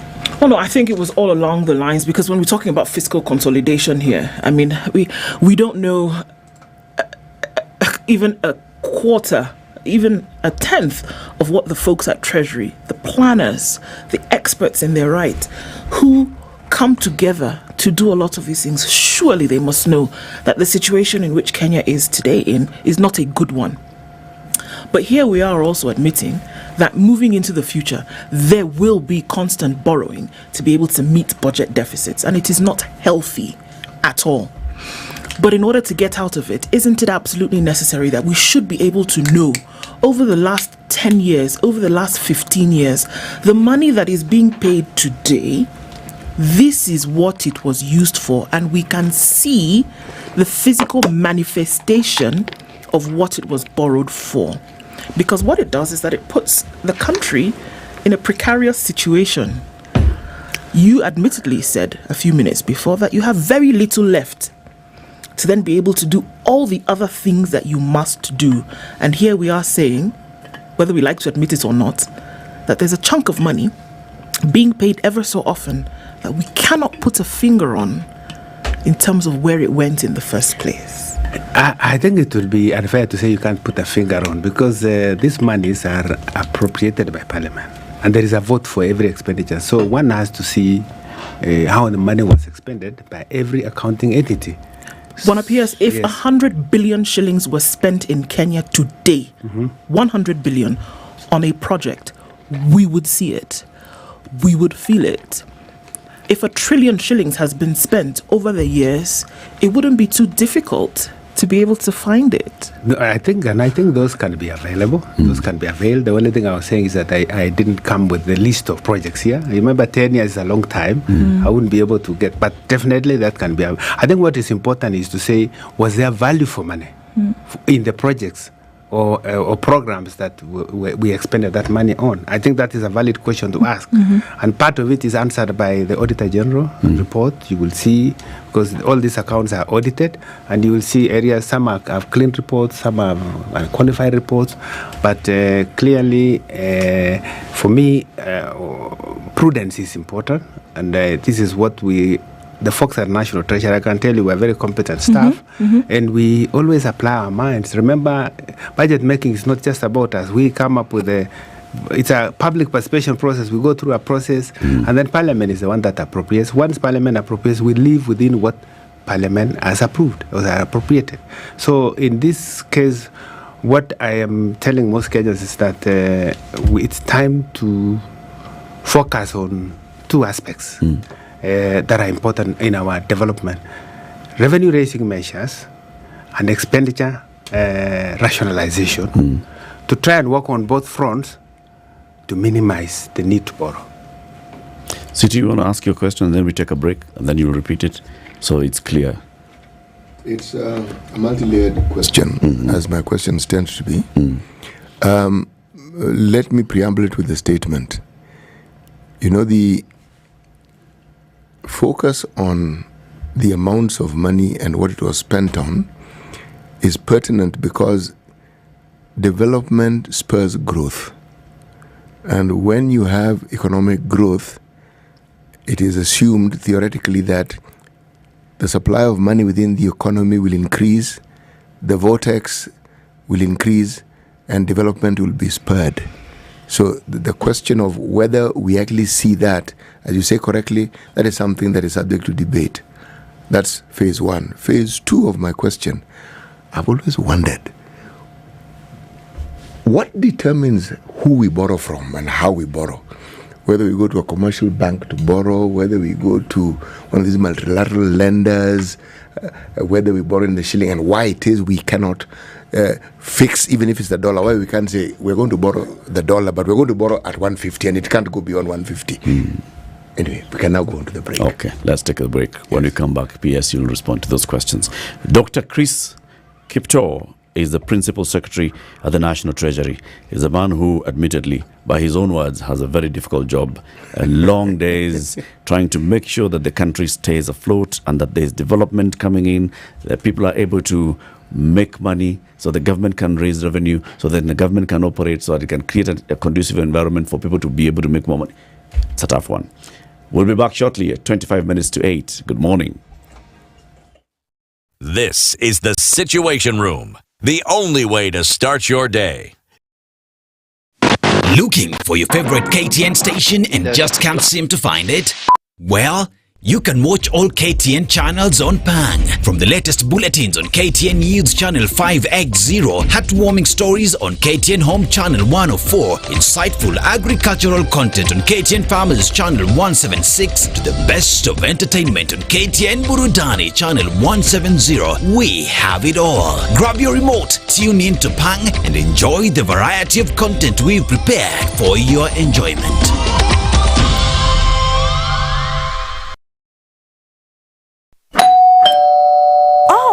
Finally, it's my Standard Courier delivery. At Standard Courier, we know that your time is valuable. That's why we guarantee swift and efficient deliveries to your doorstep every time. Give us a call on 0793 599 684 or schedule your next delivery by visiting our website www.standardmedia.co.ke/courier. Trust Standard Courier service for all your courier needs. We deliver with pride. Looking at a partly cloudy morning in Nairobi at 17 degrees. We'll see highs of 27 and lows of 16. It's mostly cloudy at 17 in Nakuru, going to highs of 28, and we'll see highs of 27 in a mostly cloudy Nyeri at 15. It's 15 and cloudy in Eldoret, highs of 23, and looking into a cloudy Mombasa at 27, we'll see highs of 33. 33 will also be the high in a mostly cloudy Malindi at 27. Kisumu is cloudy at 22, we'll see highs of 28, and it's 20 and cloudy in Kakamega, going to highs of 27. Kampala, the rain continues at 20, highs of 27, and it's a cloudy morning in Dar es Salaam at 26 with highs of 33. Looking into a cloudy Johannesburg at 16, highs of 24, while Mogadishu is partly sunny at 27. We'll see highs of 33. It's 14 and sunny in Addis Ababa with highs of 27. Clear conditions at 26 in Lagos with highs of 34, and we'll see highs of 33 in Kinshasa, where it's mostly cloudy at 26.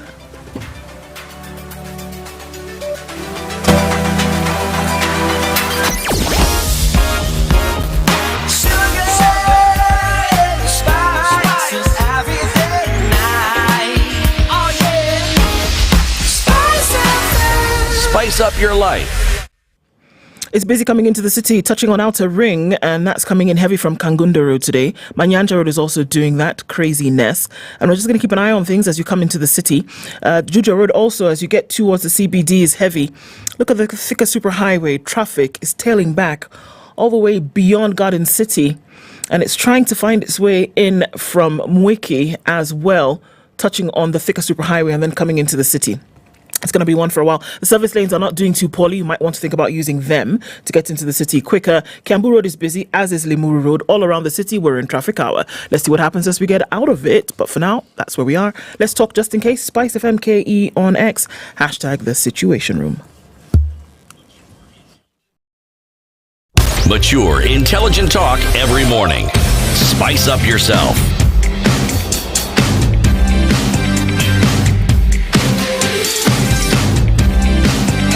Mornings done right. 94.4 Spice FM, Nairobi. Principal Secretary for the National Treasury, Dr. Chris Kiptoo. City, the questions again. Well, yes. I'm going to paraphrase what I asked just before the break. You see, when one talks of development and one talks of money spent on development, one understands why our borrowing actually has to be for development, because that development is what is supposed to help the economy grow. And the growth of economy is commensurate, as I said, with the livelihoods of people getting better, money being in greater circulation, things that the country wants to do gets done, whether you're talking about health services or you're talking about education. Now, when we say we spent X amount of shillings on certain projects, and we say, yes, this is the amount that we spent. I don't look at the projects. I look at the well-being of the people, and I ask, are people's lives better as a result of the money that we have spent? And if it isn't, why is it not so? Now, some may say it's a philosophical question. Yes, it is. But it's a question that must be asked. If we owe, it's 11 trillion, okay? 11.2 now. Yes. Do our lives reflect the lives of people who have had 11.2 trillion? Who has an 11.2 trillion shilling debt. Yes, spent on them. Because it ought to mean something. That really is my question. Now, the dovetail of this one is when we borrow, because the amount in itself doesn't even seem to be a problem until it's dollar denominated, and then it's not fixed. So my question was, why is it that it can't be fixed? Because we are borrowing in dollars anyway. It's not shilling denominated. And who determines who we borrow from? Why we borrow? Because we know of countries that lend you money at a 0.01% over God knows what period of time and give you a moratorium of God knows how long. Good question. Let me break down this 11.2. 11.2 trillion currently is composed of domestic debt and external debt. Domestic debt constitutes 55%, which is actually 5 trillion. And the external debt is 6.1 trillion. Just about almost 1.5 years ago, it was 50-50, almost 50-50. But because of exchange rate, our own shilling weakening, those loans we took in foreign currency have now risen. That's why there's a balance. Now you have 6.1 and 5.5. Now of the 6.1, 50% of that is multilateral loan. That's from World Bank, IMF, African Development Bank. And 23% is from bilateral sources. The Chinas of this world, Japanni and other countries. The balance of 27% is what we call commercial loans. And the terms for multilateral are quite concessional, actually below, mostly like World Bank, between 0 to 1%. In some cases, if you use other windows like IBRD, it can go up to 2%. And for bilateral sources also the same, because they are long term. The terms are quite low, below 3%. So 50 plus 23, that's 73% of our external debt are therefore generally concessional. Okay. The balance is now what we call commercial, the bulk of which is Eurobond, constituting 27% of the 6.1 trillion Kenya shillings. The domestic debt is composed of treasury bills and treasury bonds. 85% of the domestic debt is treasury bonds, 11% is treasury bills, and the balance is what we call others, including our overdraft at the central bank. So,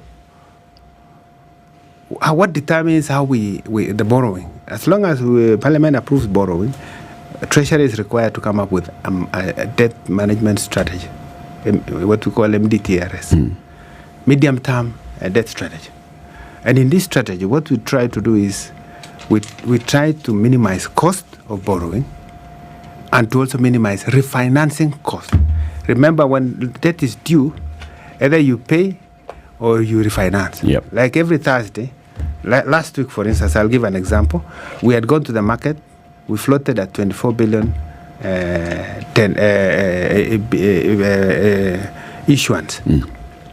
We got more, but we could only get 20. We could only take 23 because of the pricing. But maturing on Monday was 30 billion.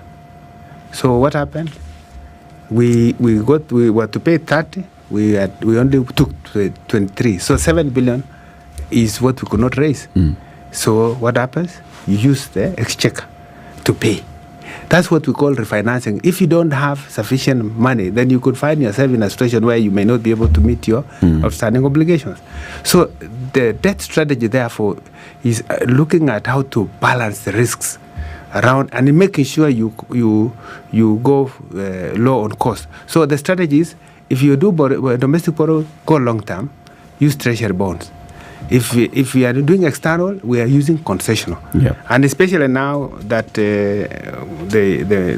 we have done a lot of the work around Eurobond, the remaining focus will be around raising money, but from concessional sources. So we have IMF, for instance, that now is at the World Bank. We expect about $3 billion that we will be getting the rest of the year, and through ADB and other sources. We are also beginning to think of options beyond Eurobond. So we were in Japan recently, and we are looking at samurai bond, for instance, which is quite low in terms of even if though it's a commercial. It's a market-based debt, but it is the borrowing is low. We have also panda bond, for instance. So these are measures that or instruments that we are using for as long as we are unable to balance our budget and still have to go to the market. What would it take to balance the budget? And that's the thing now, because you've spoken of that as a need. So what does it take to actually balance the budget, consolidate all of this, and then go to the next issue, which right now, where Kenya is, does Kenya need to borrow in order to survive? From where I sit, and I've been here now for a while, but it's at the National Treasury, I strongly believe Kenya is in a position to be able to run a balanced budget in the near future.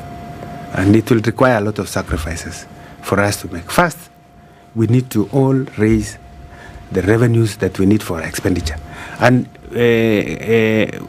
remember, as we carry the budget, we must meet the requirements of the people. For instance, now the education sector is consuming nearly 700 billion shillings to finance free primary education, free secondary. And the population is increasing all the time. We have the social sector and all that. We have to meet all the development needs. So we believe that both tax and non-tax measures that we are applying could enable us raise. And I think this government has been quite ambitious. I will tell you that the revenues that we have generated in this budget, as of January, what KRA collected was 1.5 trillion.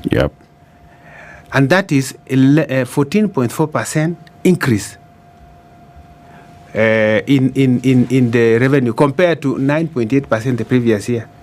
So one can say 14% is quite good. So KRA has done well. The problem is that that 1.5 trillion is 200 billion less than the target, or below target, because we set a higher ambition for KRA. Remember, we said we want to triple revenue from 2 trillion to 4 trillion. So now we have moved in this financial year, we are talking about 3 trillion revenues. And next year, in this PPS that we have come, we are now before Parliament, we are saying we want the revenues to be 3.4 trillion. But then, PS, isn't that where questions will start emerging? When you are projecting your revenues, I thought you would use the previous experience as your basis. If previously this is how much you're able to raise, why would you be projecting something that looks unrealistic and then you end up missing targets constantly?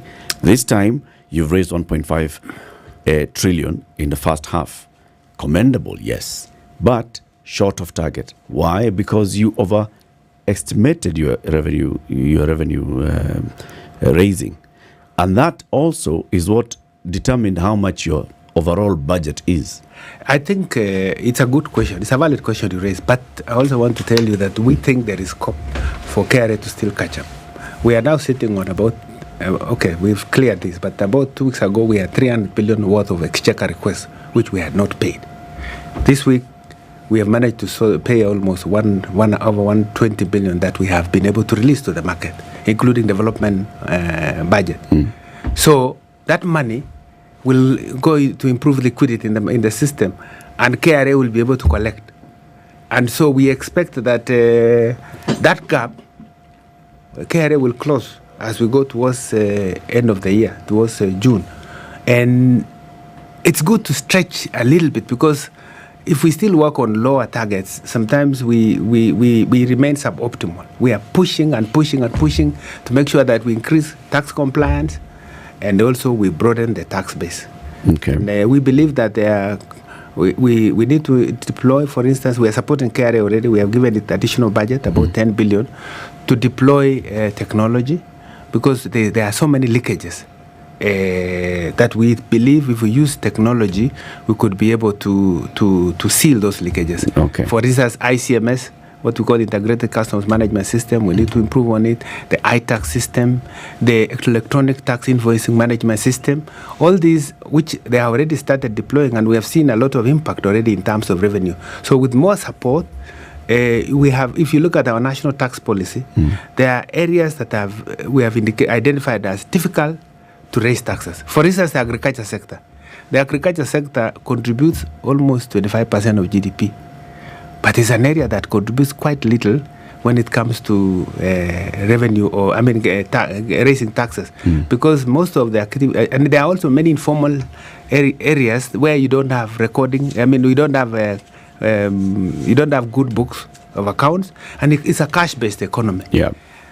So all these efforts that the KRA is doing to reach out is to increase that revenue, to bring more people into the tax bracket. Now, for this balanced budget to happen, you need to increase the amount of revenue you're collecting, but also at the same time curtail on growth of expenditures.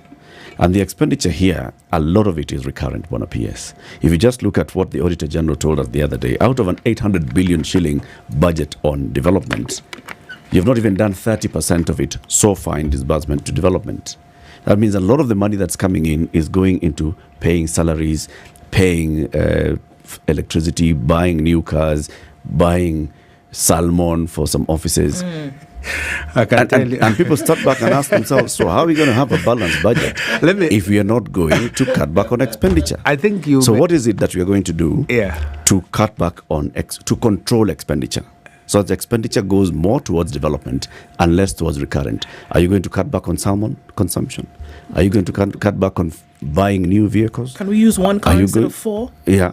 Are you going to have staff rationalization, aka, what's it called, City? Firing of people from government. Redundancies. Actually, that is where we need to stay more. We need to, I believe there is waste, as you see even the Auditor General raising. I acknowledge that there is room for us to look at waste in government and reduce it. And you look at what I have done at the National Treasury, just as a accounting officer, and I think I saw Nation actually carried this as a headline.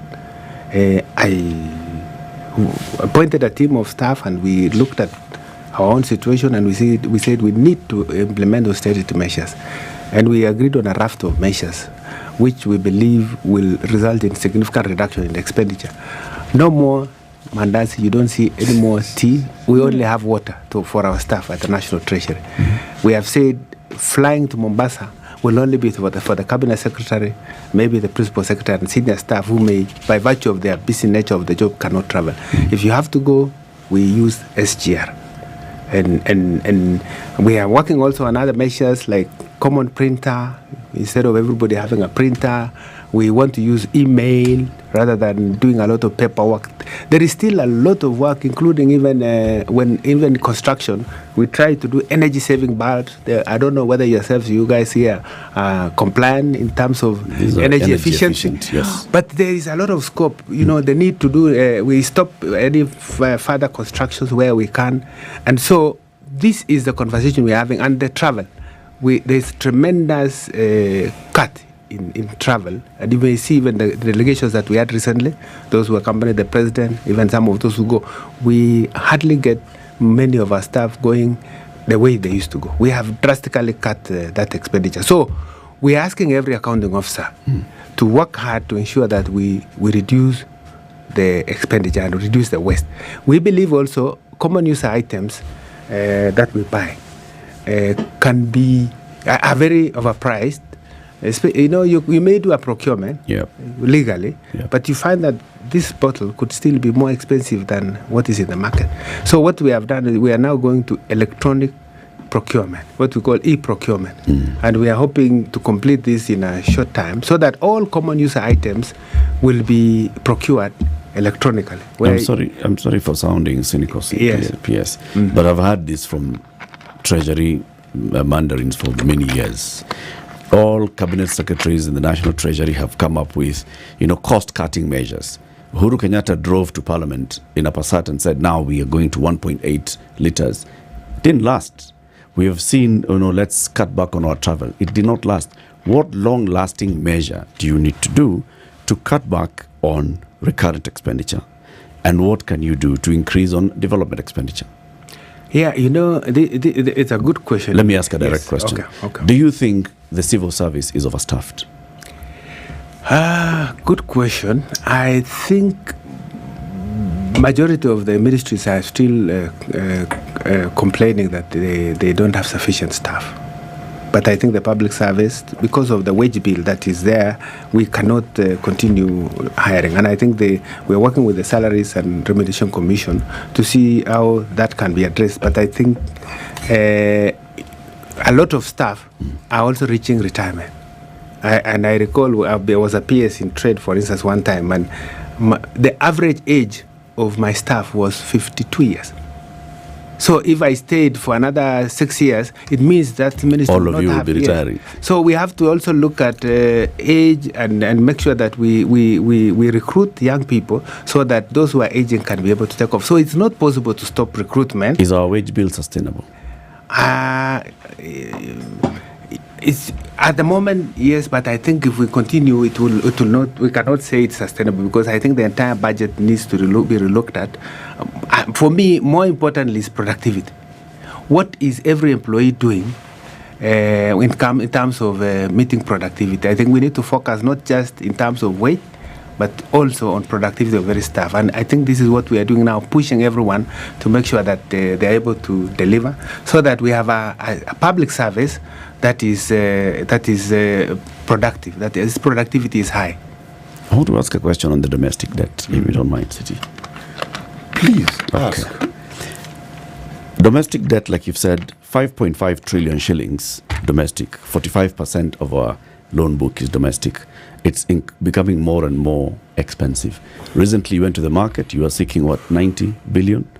You came out with 240 billion shillings at 18%. Is this sustainable? You've locked out everybody else. City has business. He can now go to the market to borrow because he'll be charged 24% upwards interest rate. So the private sector is locked out because the government is going and taking very expensive domestic debt. What's the strategy here? My friend, Eric, yes. Put yourself in, for a moment, let's change our jobs. And just put yourself in a position where I have given you the facts that I have indicated to you on the situation we are in. What option would you take? We have a budget deficit that has been approved by Parliament, and through the medium-term debt management strategy, we have identified that domestic borrowing, out of the 881 billion that we have to borrow, 471 will have to be from domestic sources. By just 2 weeks ago, we had done 207 billion. Struggling to raise whatever has been approved in the market. So what we did is that because of the successful year issuance of the Eurobond, there was confidence building. And we saw a lot of interest in the infrastructure bond, especially from foreigners. Our interest rates are market determined. We don't say we want to take at this rate. It is what the market directs, and you have seen that rates have gone up because of tightening of monetary policy. So we managed to get 288 billion shillings. Because some of them were very expensive, we could not take, but we managed to get 240 billion. And out of the 240 billion, we've been able to pay out. And this is what you see how liquidity has improved. But 18% is expensive, yes. But it's not like the first time that we have been there before. It is the market conditions that dictate. Accessing liquidity now is very tight. And I agree with you, government is crowding out private sector. It is true. if we were, in fact, our worry is that, and this is why I'm pushing hard myself to say that we really need to go for a balanced budget, because if we can actually stop borrowing, and then we now allow banks to do what is required, which is to lend to the rest of the economy. But it is now most of them are also investing in government paper, which and I have seen even individuals now beginning to also just, instead of investing in other businesses, just put in government paper, you get 18%. But it's a circumstance we are in. We have to run a government. We have to we have only done what is right, which is to go to the market.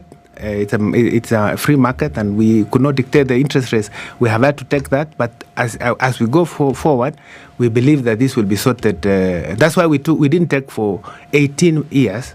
We have gone for shorter dated securities, like 7 years in this case, because and of course we can also amortize. It means also that when the market situation improves, we can always get rid of that. Bwana PS, we thank you very much for joining us. Dr. Chris Kiptoo is the Principal Secretary for the National Treasury in the Ministry of the National Treasury and Planning. Asante sana. Keep it here for more. A minute after 8, news time. We'll be looking at. But again, Homa Bay, as we have said, is a hidden gem. We hope that people can come and discover that Homa Bay actually has a national park here that has all the area of wildlife that you can think about, that Homa Bay has 80% of Kenya's Lake Victoria. And County Commissioner Moses Lilan has assured of adequate security to the delegates who will be attending the Homa Bay Investments Conference. We want to appreciate and confirm that on the security front, we are ready. We want to confirm that indeed Homa Bay is famed for peace and security, and we want to say that throughout the conference, we want to ensure that this is sustained. Indeed, the conference is something big for us. It is something that we will not take for granted. We are following up on this developing story. We shall be bringing you the very latest in a subsequent news bulletin now. 9 people died after matatu they were travelling in lost control and crashed near Katangi Market on the Kiptoo Machakos Road. Among the dead were a 9-year-old child and 8 adults. Machakos Health Executive Daniel Yumbia confirmed the incident, saying it involved a 41-seater matatu. 30 other passengers sustained serious injuries and were rushed to various health facilities in the region. According to Yumbia, out of 18 injured passengers booked at the Machakos Level 5 sustained critical injuries. And suspected gold scammer Kevin Otieno was freed on 200,000 shillings cash paid following his arrest by DCI detectives. Onyango pleaded not guilty to all charges leveled against him during his arraignment. The Directorate of Criminal Investigations had apprehended Calvin Otieno Onyango, who is accused of orchestrating a sophisticated gold scam. The arrest took place at Onyango's office in Kilimani.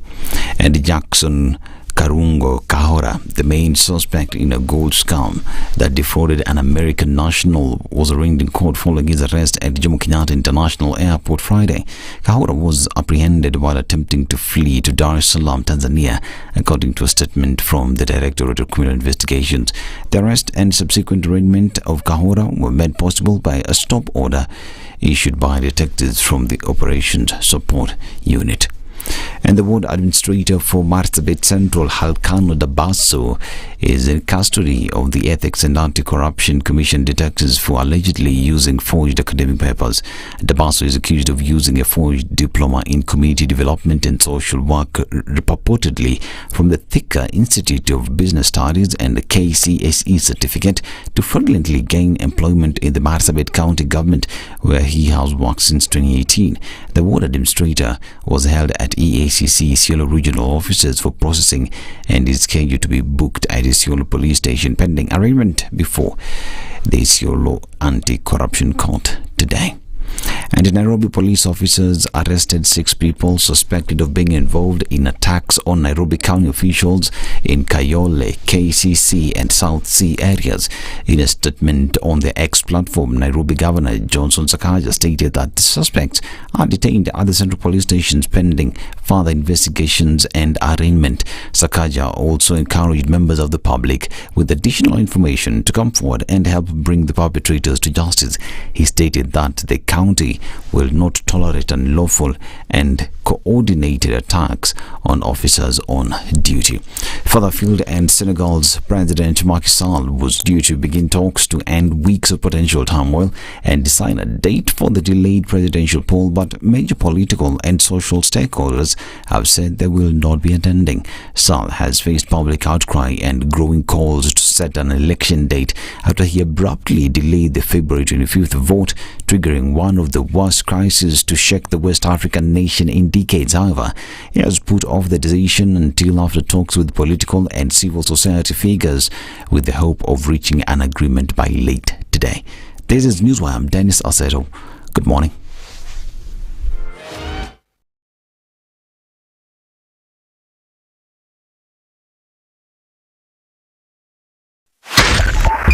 .5 Spice FM, Kisumu.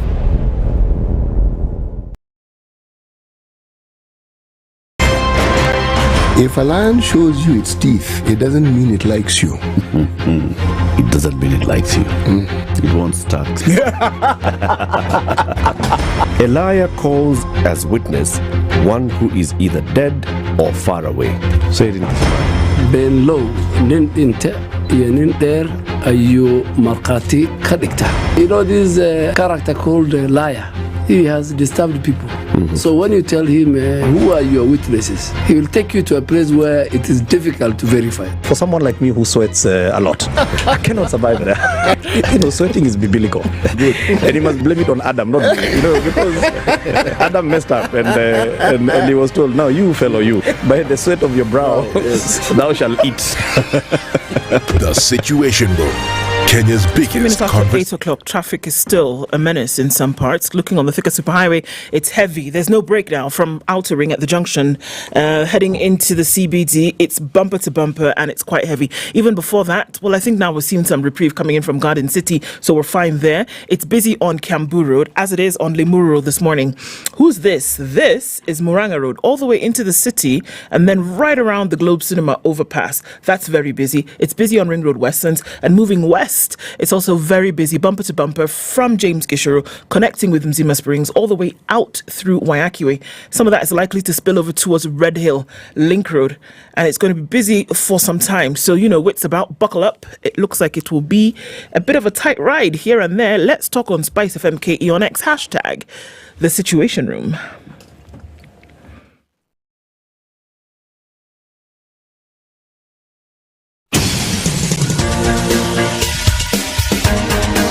This is The Situation Room, the home of hard-hitting political commentary and penetrating insights about the state of the nation. This is a talk radio experience like no other. The Situation Room, a place for hard truths, debates, and elevated conversations. The Situation Room, witty, political, engaging, deep, controversial. In the room, we have C.T. Muga, researcher, academic, seasoned political observer, a fountain of wisdom in these politically uncertain times. Ndu Okoh, Nigerian by birth, Kenyan by choice, communications expert, Pan-Africanist, a truth seeker and believer in people power, and Eric Latiff, agent provocateur, the man in the chair, seasoned journalist, news hound, a man who believes in punching up, not down.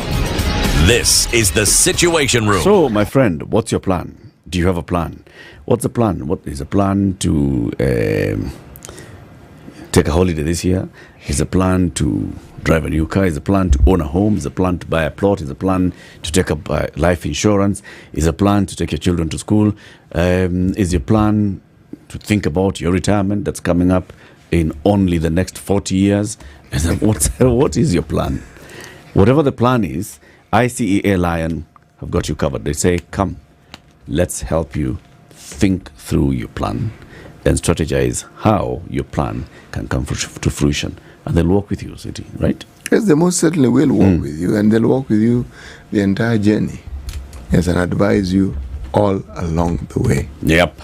So how do you get in touch with ICEA Lion? Just go to their website, icealion.co.ke, or you can email them, plan@icealion.co.ke. That's plan@icealion.co.ke. Or you can also just follow them on their social media handles at ICEA Lion on X. And once you start talking to them, they will speak to you. EcoBank is in 4 countries outside of Africa. Well done. Those 4 countries include Dubai. The day that you want Dubai to be a country, all right.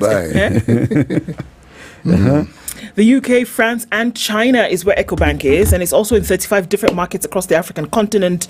And so whatever your plan is, and you decide to open an account with EcoBank, if you're in Kenya today, and then you go to another country tomorrow, guess what? You don't have to close your account and get in and open another one. You can just carry on as though you never left. EcoBank grants you that luxury of being able to then go into different markets and operate seamlessly, continue paying your bills, continue transacting with your business, continue doing what you would do if you were at home or wherever you choose to make your next home. EcoBank says we can carry on. This is not something that you would need to uproot because you're all part of one platform. It's a better way. It's a better Africa. Kabisa, kabisa. So in the previous hour, we had the Principal Secretary for the National Treasury. In the next hour, we are going to have the Principal Secretary in the State Department for East African Community Affairs, Abdi Dubat, as a PS. Good morning.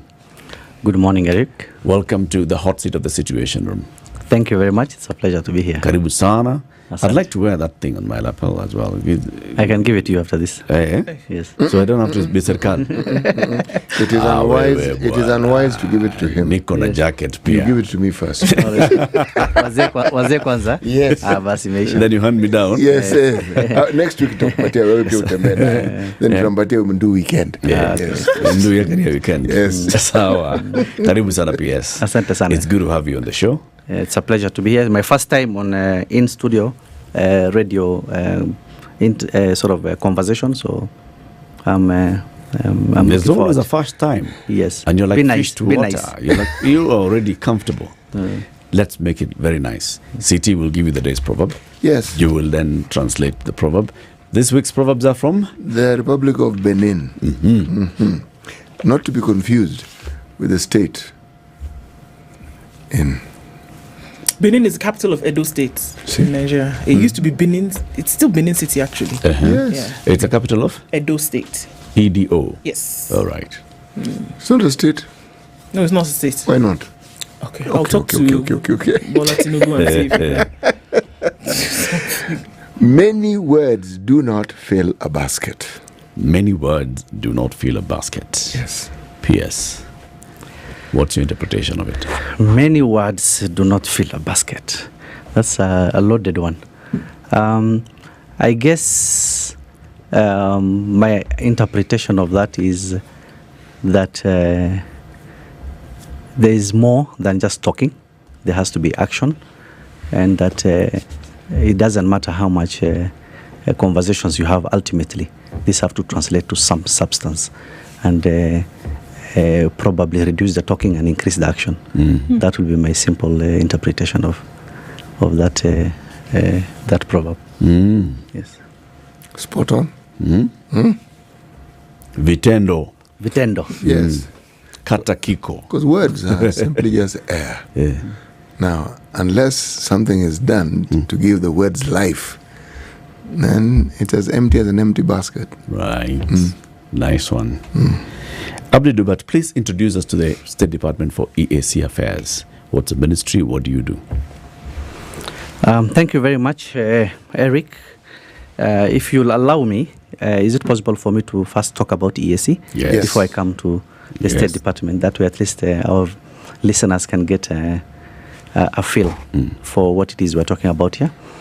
The East African Community is a regional intergovernmental organization that came into being.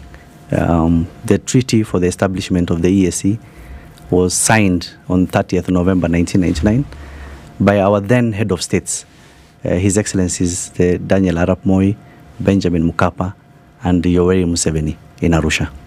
And the treaty was ratified, and the EAC came into being in July 2000.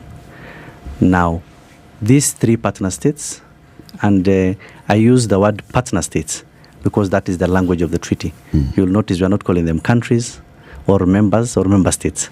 They are partner states because the objective of the community was for all of us to be partners on the table and to grow together and have a similar and common vision for the good of our people. And this EAC then grew in around some time later. The Republic of Burundi and the Republic of Rwanda were admitted into the EAC, and we became 5. In 2016, the Republic of South Sudan was admitted, and we became 6. In 2022, we admitted the Democratic Republic of Congo. We became 7. And as you're aware, in the summit meeting of the 24th November last year, which was held in Arusha, we admitted the Federal Republic of Somalia. Now we became 8. So the EAC is a regional intergovernmental organization comprising those 8 partner states. And the overarching aim of this East African community is for us to widen and deepen regional integration. And we do that by identifying areas of cooperation. And in the current community, we cooperate in almost all spheres of our economy, whether it's political, economic, social, areas of defense, areas of IT, and we basically have cooperations in almost all the areas and all the sectors of the economy for our mutual benefit. And that probably just tells us what the community is all about. Now, the treaty requires that each of the partner states does have a specific ministry that will be interacting with the community, and that therefore the Ministry of EAC is a creation as a result. So we have the Ministry of EAC, Sales and Regional Development, in the Republic of Kenya. We have 2 state departments in that ministry, mine, which is the East African Community Affairs, and my brother, Kelo Harsama, is the Principal Secretary for Arid, Semi-Arid Lands and Regional Development, which is the other state department in the ministry. So that is basically what it is all about. The State Department, of course, has a mandate, and that mandate was given to us by His Excellency the President in the Executive Order 2 of 2003. It has a lot of functions that have been given by His Excellency the President, but in a nutshell, ours is a coordination ministry. We coordinate the activities of the government in the space of EAC. And we ensure that the programs, the regional programs and projects of EAC are implemented. We are also mandated to sensitize the public and create awareness about EAC. And there is the Northern Corridor integration projects, integrated projects, which is basically also a mandate that has been given to the State Department. And the significance of the Northern Corridor in our regional integration. Yes. So amongst very many other issues. So in a nutshell, that's what the State Department for EAC does, and that's what our mandate is. And generally, that's what EAC is. So 24 years since the treaty came to life, there were, of course, many things that were targeted by the 3 heads of state and then subsequent other heads of state and leaders. And this is looking at how we can integrate and become one homogeneous, peaceful, coexisting community. Economic integration, social integration, political integration. Many have said we have made progress. Others have said we make progress, but we still shoot ourselves in the foot when it comes to many of these things. Let's talk about economic integration, for example. How far are we as a community? Eric, the East African community have given themselves 4 pillars of integration. That's what we're all about, 4 pillars of integration. The first pillar is a customs union. And with the customs union, we have a customs union protocol that basically liberalize market space. That means that we trade amongst ourselves with goods and services with 0 duty. Of course, in the same customs union as well, we trade with third parties using a common external tariff, and we have rules of origin within that space. The second pillar of integration is a common market protocol. In this very ambitious protocol, we are saying that as partner states, we give ourselves freedom of movement of the 5 factors of production, and we give ourselves, as citizens of the community, 2 rights. These 5 freedoms, so 5 factors of production, are freedom of movement of goods, of services, of labor, of capital, and of people. And we have the right of establishment and the right of residence. So from that picture, you can see it means basically you can move to any part of the community, work in any part of the community, live in any part of the community. Extremely ambitious, and that is the second pillar of our integration. The third pillar of our integration is the common market, is a monetary union, the East African Monetary Union, which is IAMU, and the IAMU protocols basically, in a nutshell, are zeroing in on us reaching a place where we have a single currency. You will call it maybe the East African shilling or whatever we call the currency. That is what basically the protocols anticipate. And we have to move towards that space where we are going to reach a point where we have a single community currency. Fourth. And the fourth pillar is the political federation. Now, of course, at the inception, our founders anticipated that we'll reach a point where we'll have one political federation. At some point in 2017, the head of states sat down and realized that we are still a bit far for us to have a conversation about a political federation. And we revised that to a confederation. And that is the fourth pillar of integration. And there's activity towards that end. In terms of the economic integration, which I will probably say the first three pillars are achieving, where are we? I think we are doing well. We are doing very well because in the customs union, we are a single customs territory as EAC as we speak. We are managed by a single East African Customs Management Act, which means that everything in the space of importation and trade in that space has been harmonized. And we are doing very well in that pillar. In the common market protocols, that is where there are some challenges. There are still areas where we have not liberalized. We have not reached that space where there's total freedom of movements of people, goods, capital, and services in the community. And there's a challenge in trade in services and liberalization of a few of that spaces. But we still have done a lot also in that area. Because you will notice that, for instance, Eric, your passport does not read Republic of Kenya. It reads the East African Community Republic of Kenya. That electronic passport is an East African project. And that's where we're headed to have identity as one region. We have one-stop border posts. You'll notice that it's not the same if you're in Malaba, if you're in Busia, if you're in Namanga. Previously, it was very tedious. You'll come on one side, deal with the Kenyan authorities, take your time, move to, maybe if you're going to Namanga, the other side, now start engaging the Tanzanian authorities again.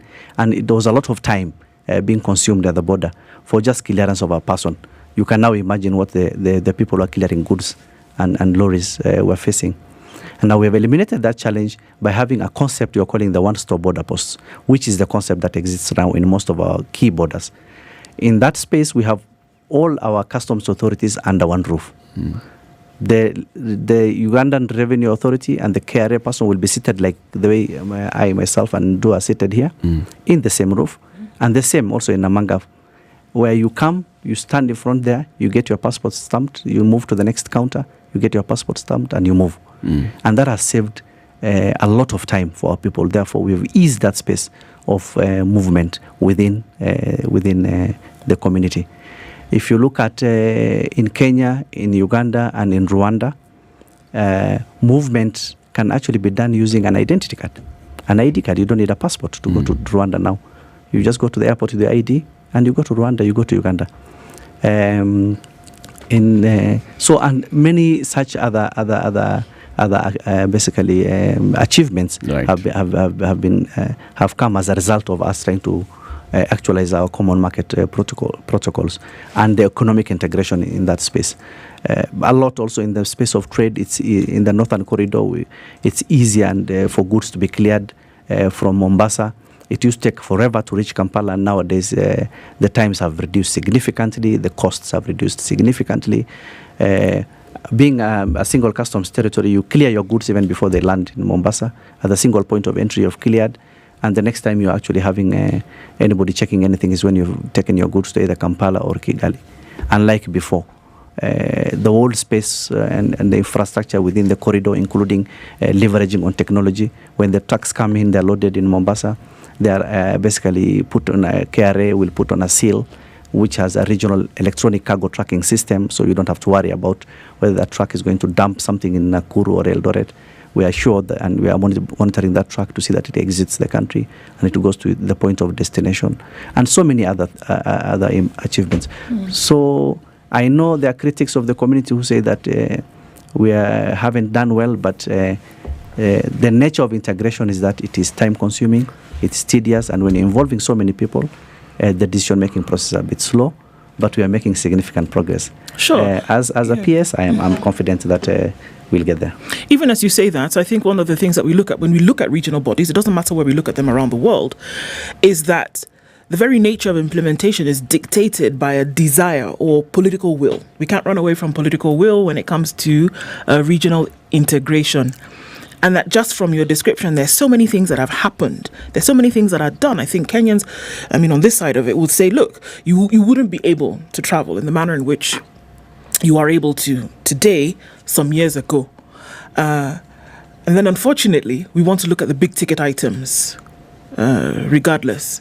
People want to know, when we're having conversations about travel, why is air travel still so expensive in the region? Because we think about other regional bodies. Let's just, everybody's going to point to it, but let's do it for the sake of conversation. Look at the euro. You can be in Copenhagen today and go to Paris tonight, and you spend under 100 euros to travel. And this is because they decided that this is what they were going to do and followed through on that. The appetite for follow-through is clear. It's evident here at the AAC. We can see that from some of the things that you said. What are the challenges that then stop us from going from now where we are to the next point, even as the conversations are simmering? Thank you very much, Ndu. As I had said earlier, the decision-making process in EAC, like any other regional body, are a bit inefficient and longer. And this is by design. When you look at the community being formed in 2000, when we started, we were three partner states. And we had come from a place where we had an EAC 1, if I call it. Between 1967, for 10 years, we had another EAC, which collapsed in 1977. There were a lot of allegations and counter-allegations on what caused the collapse. There was a lot of mistrust, and between Kenya, Uganda, and Tanzania, people were, had all sorts of narratives flying around that some people benefited more than others, and all sorts of things. So when we came to the table to form EAC, if I'll call it version 2, of course, trust building was one of the most critical components. How is that coming along? It's coming along well. I think we've made some significant progress because it's been 24 years and people have seen that we now know what the conversations are. Have we learned anything from the East African Community 1? And yes. If so, what are these lessons? Yes, we did. So let me just execute my first point and then I'll come to yours. Yes. So what happened therefore is that we designed the treaty that governs us and the rules of procedure to ensure that we have consensus on everything. And quorum is 100%. That means we must all be on the table and we must agree on everything to move. And you can imagine how difficult that is, especially when you're having conversations that are sometimes very technical, that require harmonization of very national laws and policies. And that is where now we're having the challenge of the speed. And that's why it's taking longer to achieve some of the objectives.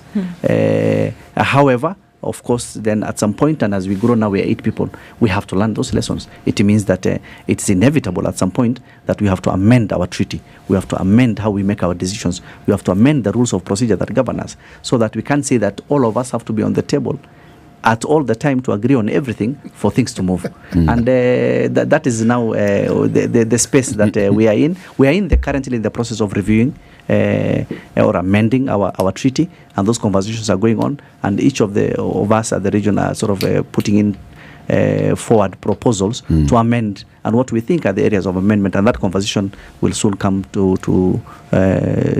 be concluded. Okay. But yes, what have we learned? We've learned a lot. Political will. And I think that is something that is very evident, that the head of states, which are basically the institutional framework of EAC, is that we have the summit, which is the summit of the head of states and head of governments that give general direction to the EAC and impetus to the integration process. And under them we have the Council of Ministers for EAC and the Attorney Generals, and then we have a coordination committee, which is basically the permanent principal secretaries, and it's supported by 3 organs, which is the executive. We have the Secretariat, headed by a Secretary General. We have the East African Legislative Assembly, which is the legislative arm, and that's IALA. We all know about IALA.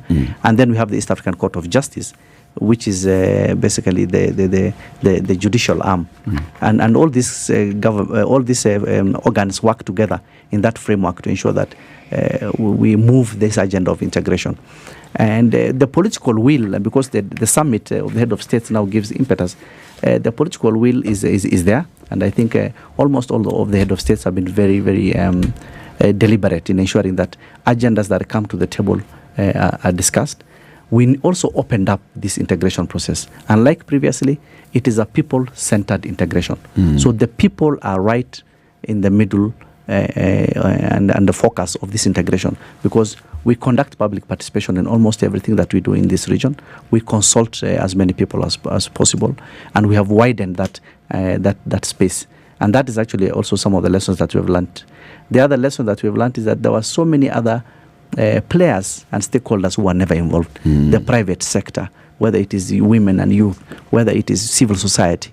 And these are people who are missing from the conversation in EAC 1. But in EAC 2, everybody is on the table. So because everybody is on the table, because all of us have to be have to have consensus, it becomes a bit slower in making those decisions. But to be honest, I think so far the decisions made, we have never gone back on the critical decisions that we made. It's just that the pace is a bit slow. It takes a long time to make the decision, but once it's made, it's made. Solid, yes. Thank you. It's 29 minutes to 9. Our conversation this morning is with Abdi, who is the Principal Secretary in the State Department for EAC Affairs. We're talking about the East Africa community, the integration, the journey, what's been done so far, what's remaining to be done, the challenges, the gains. We'll be back shortly after this short break.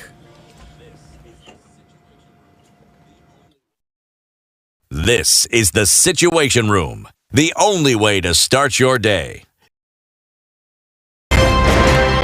You tune into Kenya's biggest conversation. My name is Ramanyan. Amen. Amen. So 1 hour is over? Yeah. Oh, yeah. Okay. It gets over. Can you imagine in 20 minutes. What the big boys have also done? I'm very proud of myself. When you understand about partnership in politics, it's like the way marriage is these days. When you're looking for a wife, you're like, maybe you can help me pay for fees as I pay for the rent. Why should you have a lioness living in your bedroom? I have to tell you a story. I went for a prayer meeting, which was called for the spouses of candidates for senators and governors. And when I got to the gate, the lady who was the secretary, she refused to. She's telling me, no. Leo tunataka wa mama. Leo ni wa mama. I'm telling her, no. She said, no, sio siku yenu.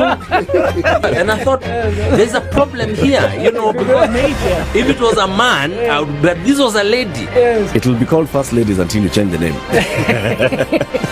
The Situation Room, Kenya's biggest conversation. 90 sunny conditions in Nairobi, highs of 27, and we'll see highs of 28 in a partly sunny Nakuru at 20. It's 19 and sunny in Nyeri with highs of 27, and looking into a sunny Eldoret at 17.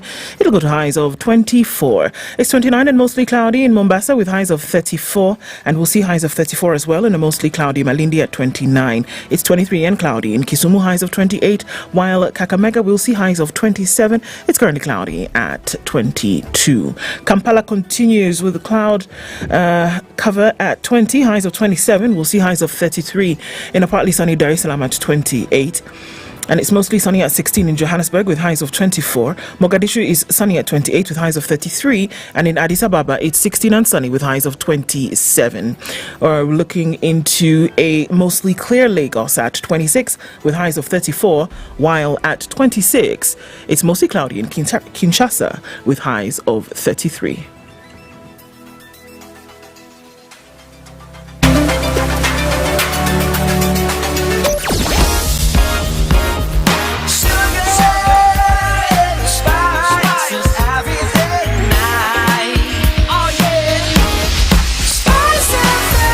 Spice up your life. This morning, traffic-wise, Coming in from the Thika Superhighway, that still continues.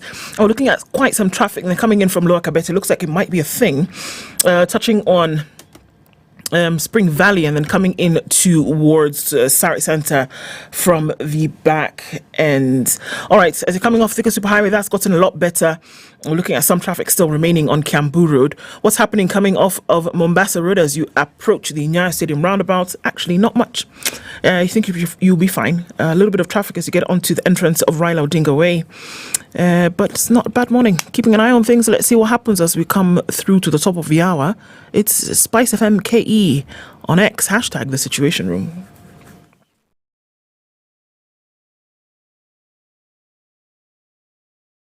Spice and everything nice. All right. Spice up your life. Mature, intelligent talk every morning. Spice up yourself.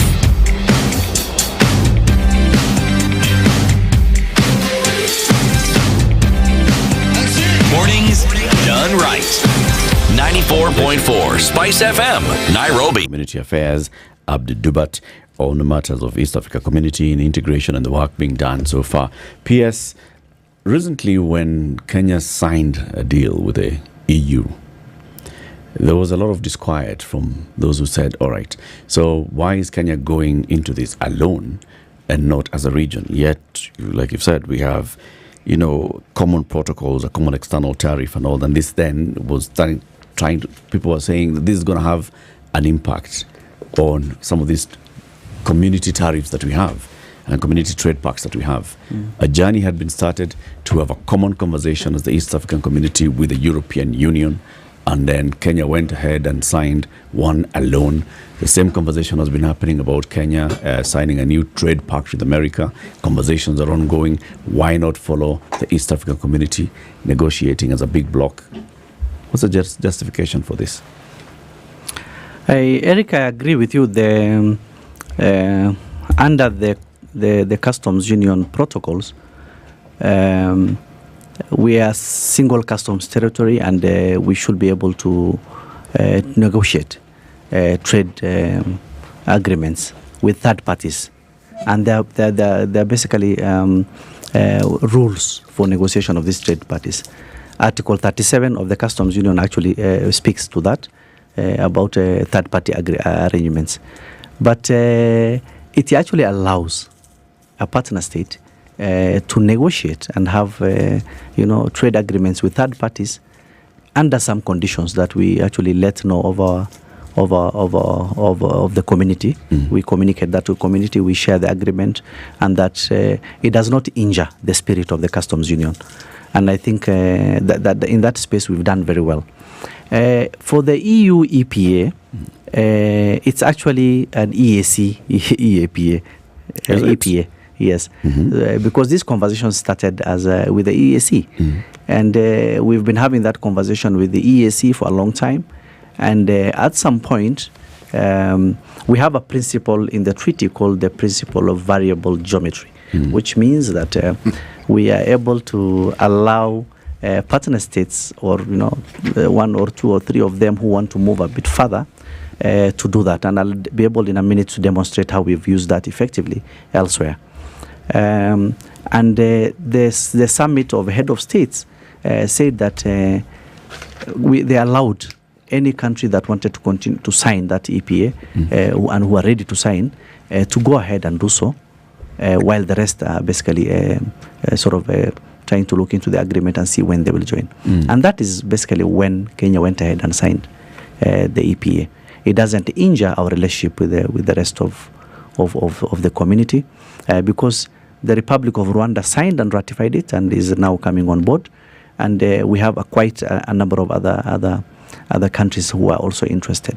And so they're signing on to the same one? Yes, they will be able to sign on to the same one. You see, right now it's Kenya and the EU, but the space for EAC. So everybody else will be coming on to sign on to the same. It's just that then they will come and find us on the table, and because they're our brothers, we'll be able to hold their hand and allow them to. And which was the spirit of what Kenya was trying to achieve, and therefore there isn't a disquiet in that space, because We have subsequently progressed that conversation in the region. And we are having a conversation about who as a region, because countries by nature, and especially Kenya, is slightly more aggressive in looking for markets. And it's not only us, everybody else is doing that now. We've come up with some sort of a concept note, a proposal on how we need to negotiate, who we need to start looking at, and what markets. And as EAC, we have identified around 10 markets that are ripe for us to start looking at together. And we've prioritized those. So we have now 4 markets that we've prioritized. UK is one of them. UAE is the other one. Pakistan, I think, is one, and I've forgotten, I think maybe Singapore. And that is something that we've passed together as a region. So you can see, and in those spaces, you'll see that Kenya already is a front runner. Kenya already has established relationships, and Kenya already had started conversations even with UAE. So it makes it much more easier, because whatever we do, whatever agreements that we sign as the Republic of Kenya, to the extent we are discussing market access, to the extent we are discussing tariffs, then EAC becomes a critical player, because then we are in a single customs territory. So it's not possible for us to have conversations that will injure the protocols that we have. And Kenya is not desirous to do so.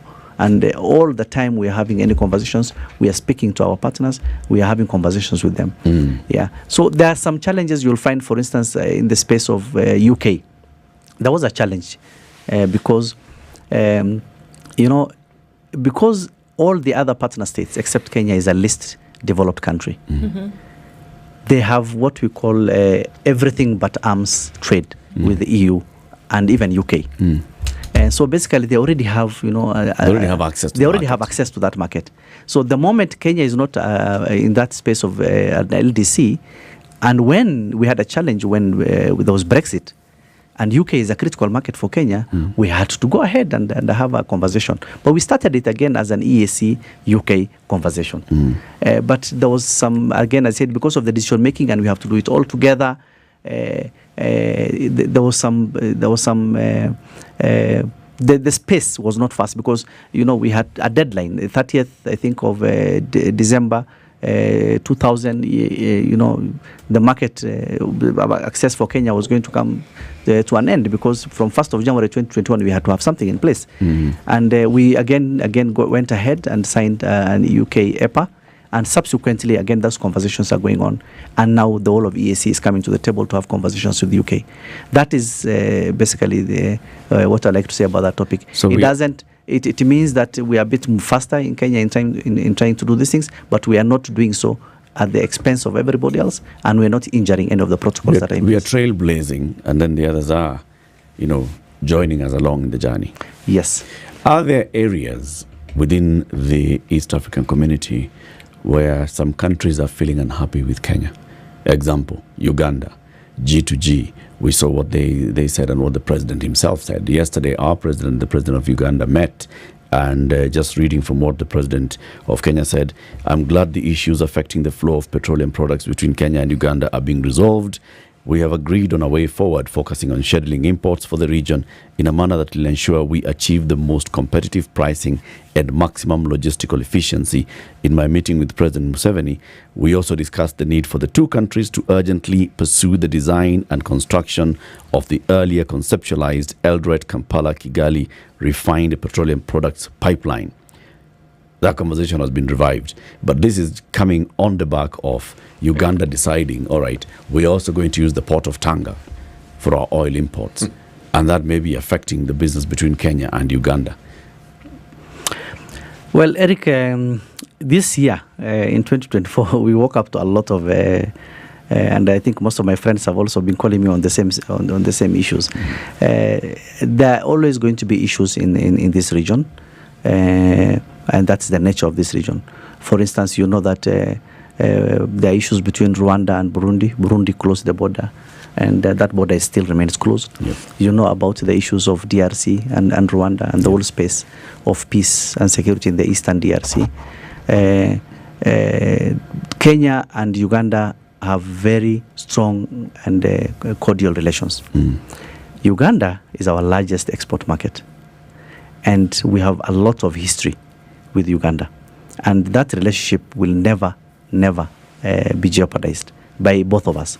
And we have very solid conversations, not just at a regional level, but at bilateral level with the Republic of Uganda, because the nature of our relationship is a slightly more is different from the relations that we have with other states. And therefore, on many occasions, we have bilaterals to discuss very many things.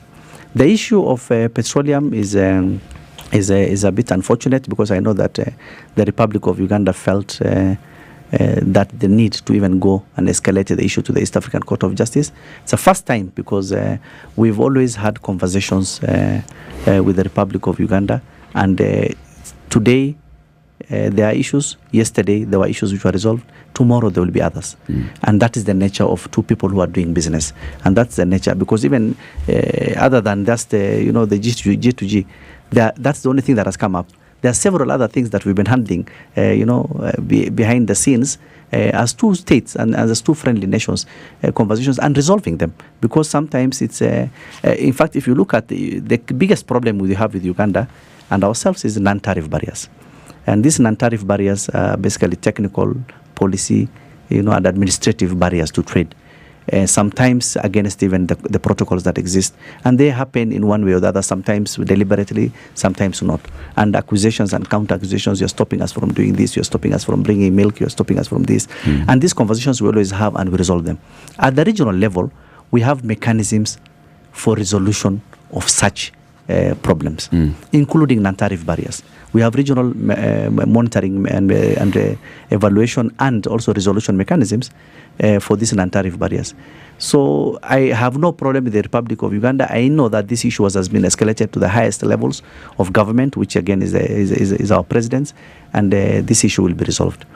If you look at the issue you mentioned of petroleum, I will want to come to the previous point I had made of variable geometry.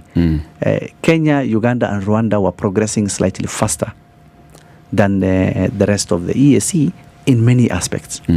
I'll give you examples. I gave you the example of the ID. The ID, you can only travel to Uganda and Rwanda. So far, everybody else has not come up, because we're trying to harmonize that space, and there are some components, including us, not having machine-readable ID cards. Machine-readable ID cards are a prerequisite for that arrangement. If you look at, we have a single tourist destination between those three countries. So we have an East African tourist visa that you can come into Kenya, you pay $100, and you're able to visit Uganda without paying anything, all the way to Rwanda, in one tourist circuit, and come back and go. And you can do that from any of those three countries. We have one area network. So you'll find that if you're in Uganda and if you're in Rwanda and you call Kenya, the calls are very cheap, because the roaming expenses have been eliminated from that originating and terminating of the calls in those three partner states. Now we have Tanzania, which has joined in. They have already amended that law. We're just trying to do the administration. Burundi has expressed interest to join in, and that is what variable geometry does. We allows those three people to go. We test pilot the thing, ensure that everything's done, and everybody else will catches up when things are done. Why is Tanzania always so slow to do these things? It's not really, it's slow. They have procedures for basically, every country. We have again another principle of sovereign equality. Every partner state is sovereign, and we are all equal in that sovereignty. So we cannot be able to question a country's intentions, but neither are we casting any aspersions, but every country is different in terms of how even there are areas where we are slow, because our constitution and our lawmaking processes are very, very rigorous, and we subject a lot of things to public participation and to move from one place. Whereas other countries, it's easier to actually, amend administrative and framework. So it's not something that is peculiar to them. It's something that is different. So every country has to be looked at differently. The legal and national frameworks of their laws are different. So I would say that I wouldn't say they're slow, because a lot of allegations are made against the United Republic of Tanzania, but it's not true. If you look at in terms of commitment to this regional integration, Kenya and Uganda are very strong. Kenya and Tanzania and Uganda are very strong. We are the founding members. We are always the first to pay when it comes to monies. We are the first to commit to everything. The headquarters of the the seat of the community is in Arusha. A lot of meetings are held in the United Republic of Tanzania. We've never had any issues from anybody, whether you're from Congo or anywhere else, to go and conduct business of the community in Tanzania. They have always been a country that is diplomatic and in welcoming. So there are lots to be said, good things to be said about the United Republic of Tanzania. But where we have to move together again, as I said, everybody has to look at how they do their laws, how they amend their procedures, and that's where the challenges are. We look at the EU, and they seem to have gotten to where we are aspiring to get to. And yet, if my history serves me right, we actually got there before them. If we look at East African Community 1. Now, where am I going with this? I look at the strength of the EU and how it is they've been, over time, been able to negotiate as the EU. How have we gotten to a point where we, as the East African Community, have negotiated, say, for instance, a trade deal with the EU or with America or with some of these other economic trading blocs as the EU? That is the East African Community, sorry, not the EU. No, that's where we are going. And I said, remember, we spoke about the previous economic partnership agreements we are talking about for EU and the ones we are actually willing to. And that's where we're going. For instance, when you look at UAE and the markets that we're looking at, we said as a region, let's negotiate, as a bloc, so that we actually have EAC, UAE economic partnership agreements. US, we have STIP. Again, we started as an arrangement where we are looking at as EAC, and the US themselves have had a communication with and a meeting with the EAC, and have the desire us to get into some sort of a framework with the EAC. As I said, almost everybody, including the UK, including the EU, even tomorrow, EU is happy for everybody in the EAC to sign on. But the processes of the ratification of these treaties are that they have to be signed by individual partner state and they have to be ratified. And I think, sorry, I've just interject, and I think there's a hold-up, isn't it? If we're talking about there needs to be acquiescence from each individual partner state, and I think the question is right there. Is there something that's holding up? Because the assumption is that there's an understanding across board about the importance of these things, right? And each of these members are in on the conversation. So where is the challenge then? Understanding that it's a process and it takes time. So is the challenge in that there is still reluctance on the side of either party to say, okay, well, let's look at this over and over again and see if it is really beneficial? Because still, regardless of whether it's part of a community, we have to take into consideration that self-interest as a nation and the tenets of sovereignty take precedence over any community. It doesn't matter what it is that you're doing. So when we look at the process and we say it's going to take time because each entity needs to sign or ratify on their own before they now bring for common ratification. Okay. Do those tenets come into play here? Yeah, you see, the stage of integration that we are in now is different from where the EU is. And I come back to where the concept of EAC is in terms of integration. If we were to flow smoothly, by now we'll have fully actualized the common market protocols. We will now, because we had our first objective for the East African Monetary Union was 2024. We are in 2024, which means our original time frame and roadmap for IAMO protocols was for us in this year to have a single currency. You understand? And therefore, we'll have then moved significantly to a political confederation. In the conversations of the confederation, and I'll come to what Muga had said, is that the EU is in a different space in terms of integration. When we are talking about confederation, right now we have a team of eminent persons led by the former Chief Justice of Uganda, and Amos Wako is the Vice Chair, who are working on a constitution for our confederation. They are doing stakeholder engagements. They've done it in Burundi. They've done it in Uganda. And in Kenya, we had a whole cross-country engagement in May last year. And now they're going to the other partner states. Once they do that for all of them, the issue is we want to have a confederation. How is that confederation going to be? how does it look like? What organs and structures will it have? Sorry, Piers, what's the difference between a federation and a confederation? Yeah, so now again, it's how much of the sovereignty that you cede. You see, in a because we had said that we haven't reached that level of that very close trust that has been built, that we are able to have almost one country, with central power in federation, like the US. But in a confederation, we only, now that's the conversation we're having. We are going to run as confederal states with our sovereignty. Right. But we are going to cede some of our sovereignty to a confederate.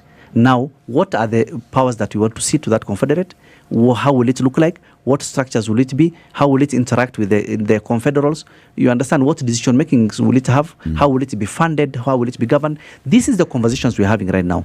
Once we reach there, it means that if we cede some of our sovereignty to that confederation, that confederation will be able now to run what Muga is saying, that probably will be able to cede some of the sovereignty in terms of negotiating trade agreements, and that will be doing it together as a bloc. And that's where EU is. But cede some of that sovereignty to each other and not ceding that to an external force. No, we right? are ceding to each other, yes. Okay, so this is the question. I think I just saw a comment on that, and I wanted to ask about that because when we look at regional integration around the continent, there has always been a latent fear or a latent idea that there would be external factors that were against the idea of any African conglomeration in any way, shape, or form, because there is the potential for extreme success. Right? Common problems bring solutions. And one has to ask, the delays that we see with the total integration of the EAC, could that be that there is some external monkey on the shoulder of anyone, to say, well, let's delay this a little bit more, because the potential that when these countries actually come together and operate in trade, operate in integration when it comes to currency, operate in movement of persons and other matters of immigration, that they will be a force to be reckoned with. Is that a possibility? Yes, there is. It is a possibility. I mean, nothing can be ruled out. Those hands are not very visible. They could be, behind the scenes. But it is possible that there are forces that will be working against the interest of this community, because, and that's the nature of nations, and that's the nature of politics, and that's the nature of interests. So we cannot be able to rule out, because. The East African community integration. East African community is the most integrated regional economic bloc in Africa. We've done very well, and a lot of the other blocs come to benchmark with us. I still am very passionate about this EAC. I believe that we're able to move that individual faster. We're able to integrate faster. Unfortunately, as you said, there are things. Some of the challenges that we face, other than the issues that we mentioned in terms of the decision making, process of decision making, we have non-tariff barriers again, which are imposed we impose on each other, very unnecessary, and we spend a lot of time discussing each of these, from eliminating one barrier, and it pops up tomorrow. Harmonization of the laws is again what I talked about. It takes so long for some countries, and you have no control of such things. But we have an issue of financing again. One of the conversations that we're having at the community right now is, are we financially sustainable? And even as we grow, as we expand, as we bring in more institutions and more other, organs. But does that not get to the heart of the matter of asking whether each of these member states are financially viable on their own? Because if we're talking about the unit, what about the individual members? It's true. Or are we teetering on? No, it's true. In fact, I was coming to that. You will find that there are some partner states who are not paying the dues to the community. Maybe they just don't like paying. And that we are good as Kenya. We're always the first people to pay. Tanzania pays immediately. Uganda pays. Rwanda pays. But the rest have been having financial challenges. And you will understand. If you look at the economy of Burundi. Explain to us what there is to understand here, so that I understand. You'll understand because the economy of Burundi is 9% our economy in terms of size. And when you're asking them to pay the same amount that the treaty, that's what I'm saying. One of the things that we need to amend in the treaties, and we're looking at this amendment, is that the financial model for EAC is that we all have equal contributions. The same way we said we have to have the same rights and consensus, we pay the same amount. So Kenya pays around $7.3 million to the Secretariat, and of course we pay another $1 million to other institutions, so just around 8.5 million. Every country is supposed to pay that. So you're asking the Republic of Burundi to also pay $8.5 million every year. And in a small country like that, it's going to be a bit challenging. So we have now come up with a mechanism to look at financial sustainability. And one of the things that we approved in the summit last year is, can we change that financial model so that we actually have an amount that is fixed? Maybe now we have agreed on 65%, and then 35% becomes an assessed contribution, and it's pegged on some macro. For instance, for us, we talked about GDP. The GDP. That means Kenya will be paying the most. So these are some of the challenges that we are trying to ride through, and conversations that we're having. But ultimately, I think we've done well as EAC. There's still room for improvement. And we are very confident that if we continue with that pace, then we'll be able to reach the targets that we've set for ourselves. P.S., we thank you very much for coming. And yes, your first rodeo on show has been good, hasn't it? It's been excellent. Right? Thank you. I shall come back. Welcome you again. Yes. We are thoroughly educated. Yes. Please come again. This conversation must continue. Abdi Dubat, Principal Secretary, the State Department for East African Community Affairs. Good morning, 9 a.m. In the next financial year will be directed to the education sector as one of the ways to improve the education in the country. Now, speaking in Kapseret constituency, Uasin Gishu County, Nyeri said out of the budget of 4.14 trillion shillings, a large part of that goes to the education and agriculture sector. Na tuko karibu kusoma bajeti ya trilioni 4.14, na katika hiyo 4.14 trillion budget, ile pesa tumeweka ya juu zaidi ni elimu, ndio watoto wote wa Kenya wapate nafasi ya kwenda shule. Pesa ingine tumeweka ya juu sana ni ya ukulima. Ukulima tunataka ikuwe biashara. Wewe kama mkulima unapewa bidhaa ya bei ya chini, lakini pia hatutaki bei yako iharibike sana, kwa sababu tunataka incentive ya mkulima ikuwe ni faida. He said that the allocation in the Ministry of Agriculture would help in the provision of subsidized fertilizers to farmers to enable them improve on the produce and address famine in the country. Similarly, Nyeri has said that Uwezo Fund has also been prioritized in the budget, promising that the funds will start being sent via mobile money to the beneficiaries. Na tunaweka pesa katika fertilizer ya mahindi, tunaweka fertilizer ya kahawa, ya majani chai, tumeweka ya pamba, na pia pesa ingine tumeweka mpaka ya wakulima wa miwa, kwa sababu tunataka wakulima wote Kenya kwenye wako, kila mtu ukulima wake ukuwe biashara. Tumeweka pesa pia, mnajua wale wakongwe wetu wazazi 70 years and above, kuna wale tuliambia last year wajiweke katika register, na wengine wakawekwa katika register, lakini hawajaanza kupata ile cash transfer ya serikali. Na tumesema hiyo pesa haitakuwa inachelewa. Na tumesema pia hawatakuwa wanatumiwa katika bank, watakuwa wanatumiwa katika M-Pesa. DAP Kenya party leader Eugene Omalo has criticized the Kenya Kwanza government for allegations of rampant corruption. Speaking while raising money to help students from poor families in Kanan area of Lodwar, Omalo pointed out that the Kenya Kwanza government has brought shame to the country after being ranked among the most corrupt nations in the world. Nchi yetu ya Kenya imeorodheshwa kati ya yale mataifa fisadi, yale mataifa ambayo yanafanya mambo ya wash, na hiyo imesababisha dunia nzima ianze kuangalia Kenya kama taifa ambalo haliko sawa, na hiyo inaleta shida hata kwa wawekezaji katika taifa letu. Hilo jambo lazima tuliseme hapa wazi wazi, na tuambie wenzetu wa Kenya Kwanza wakomeshe ufisadi, wawache mambo ya wash.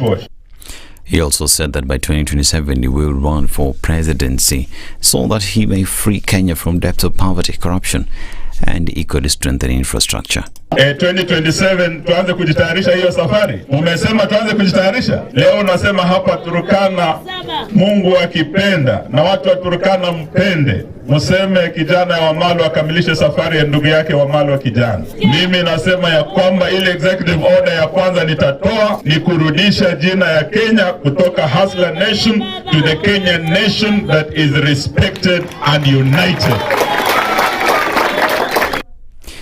The Meteorological Department has forecasted heavy rainfall in several regions in the country. This includes Western, South Rift Valley, Lake Victoria Basin, Central Highlands, Southeastern Lowlands and Northwestern, with the probability of occurrence ranging from 33 to 60%. Authorities have cautioned that these rains may lead to flash floods in certain areas, urging residents to remain vigilant. The rainfall is expected to persist until the end of the week as per the forecast. The parts of Nyeri, Laikipia and Murang'a counties are expected to experience chilly nights with temperatures dipping below 10 degrees Celsius. The public is advised to stay informed about the changing weather patterns and to adhere to safety precautions. In the weekly focus starting February 20th to February 26th, Kenyans have been urged to stay hydrated and protect themselves from the sun's intense rays during hot days, while also dressing warmly to combat cooler nights. Not police officers based at Merthi sub-county within Isiolo are arraigned before the Isiolo Anti-Corruption Court on bribery and robbery with violence charges. The two, David Irungu and Hassan Liban Hassan, are accused of allegedly demanding a bribe of 50,000 shillings from a suspect they had arrested and detained for allegedly being a member of the outlawed Al-Shabaab Association as a condition for releasing the suspect. According to EACC on X, the police officers, while armed with a rifle, frisked the complainant and robbed him of an additional 57,000 shillings. The hearing will be held on the 27th of May 2023. This is Newswire. I'm Dennis Aseto. Good morning.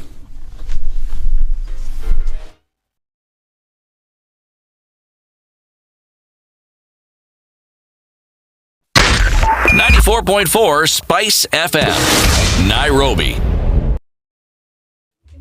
All right, let's look at what's happening at a few minutes after 9 o'clock. It's looking a little bit better coming off of Thika Superhighway, but we're just, wow, actually, no, that's not true. Heavy traffic all the way from Utali out towards the fork in the road that leads to Murang'a Road. And then you get onto Murang'a Road and it's very busy heading out towards the Globe Cinema overpass. Some of that spills over well onto Moy Avenue and then into the city via Chiromo into Westlands. So that's crazy. Also looking at heavy traffic coming in from Kiambu Road, that continues. Limu Road not doing too poorly, but Ring Road Westlands, James Gishoro, all of that busy. Crossing over to the Red Hill Link Road. Spring Valley has some traffic, and on this other side of things, not too bad coming off of Mombasa Road. Till of course you get to the Nyeri Stadium roundabout and then you're on Uhuru Highway and it's bumper to bumper getting into the CBD. All right, let's know what's going on in your neck of the woods as we come to the end of traffic hour. We'll talk on SpiceFM KE on X, hashtag The Situation Room.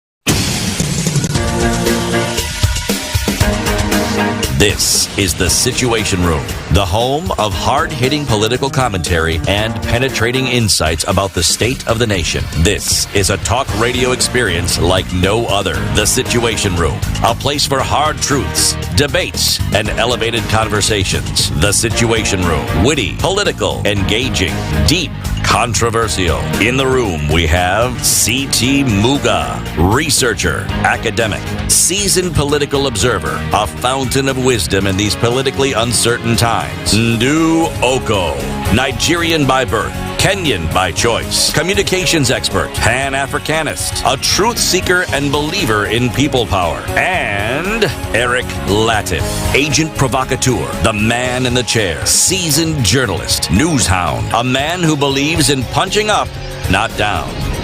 This is The Situation Room, the only way to start your day. The Situation Room this Tuesday, and we thank you very much for choosing this as a way to start your day. Imagine, if you will, that you have chosen to work in Kenya, but you still have relations in where?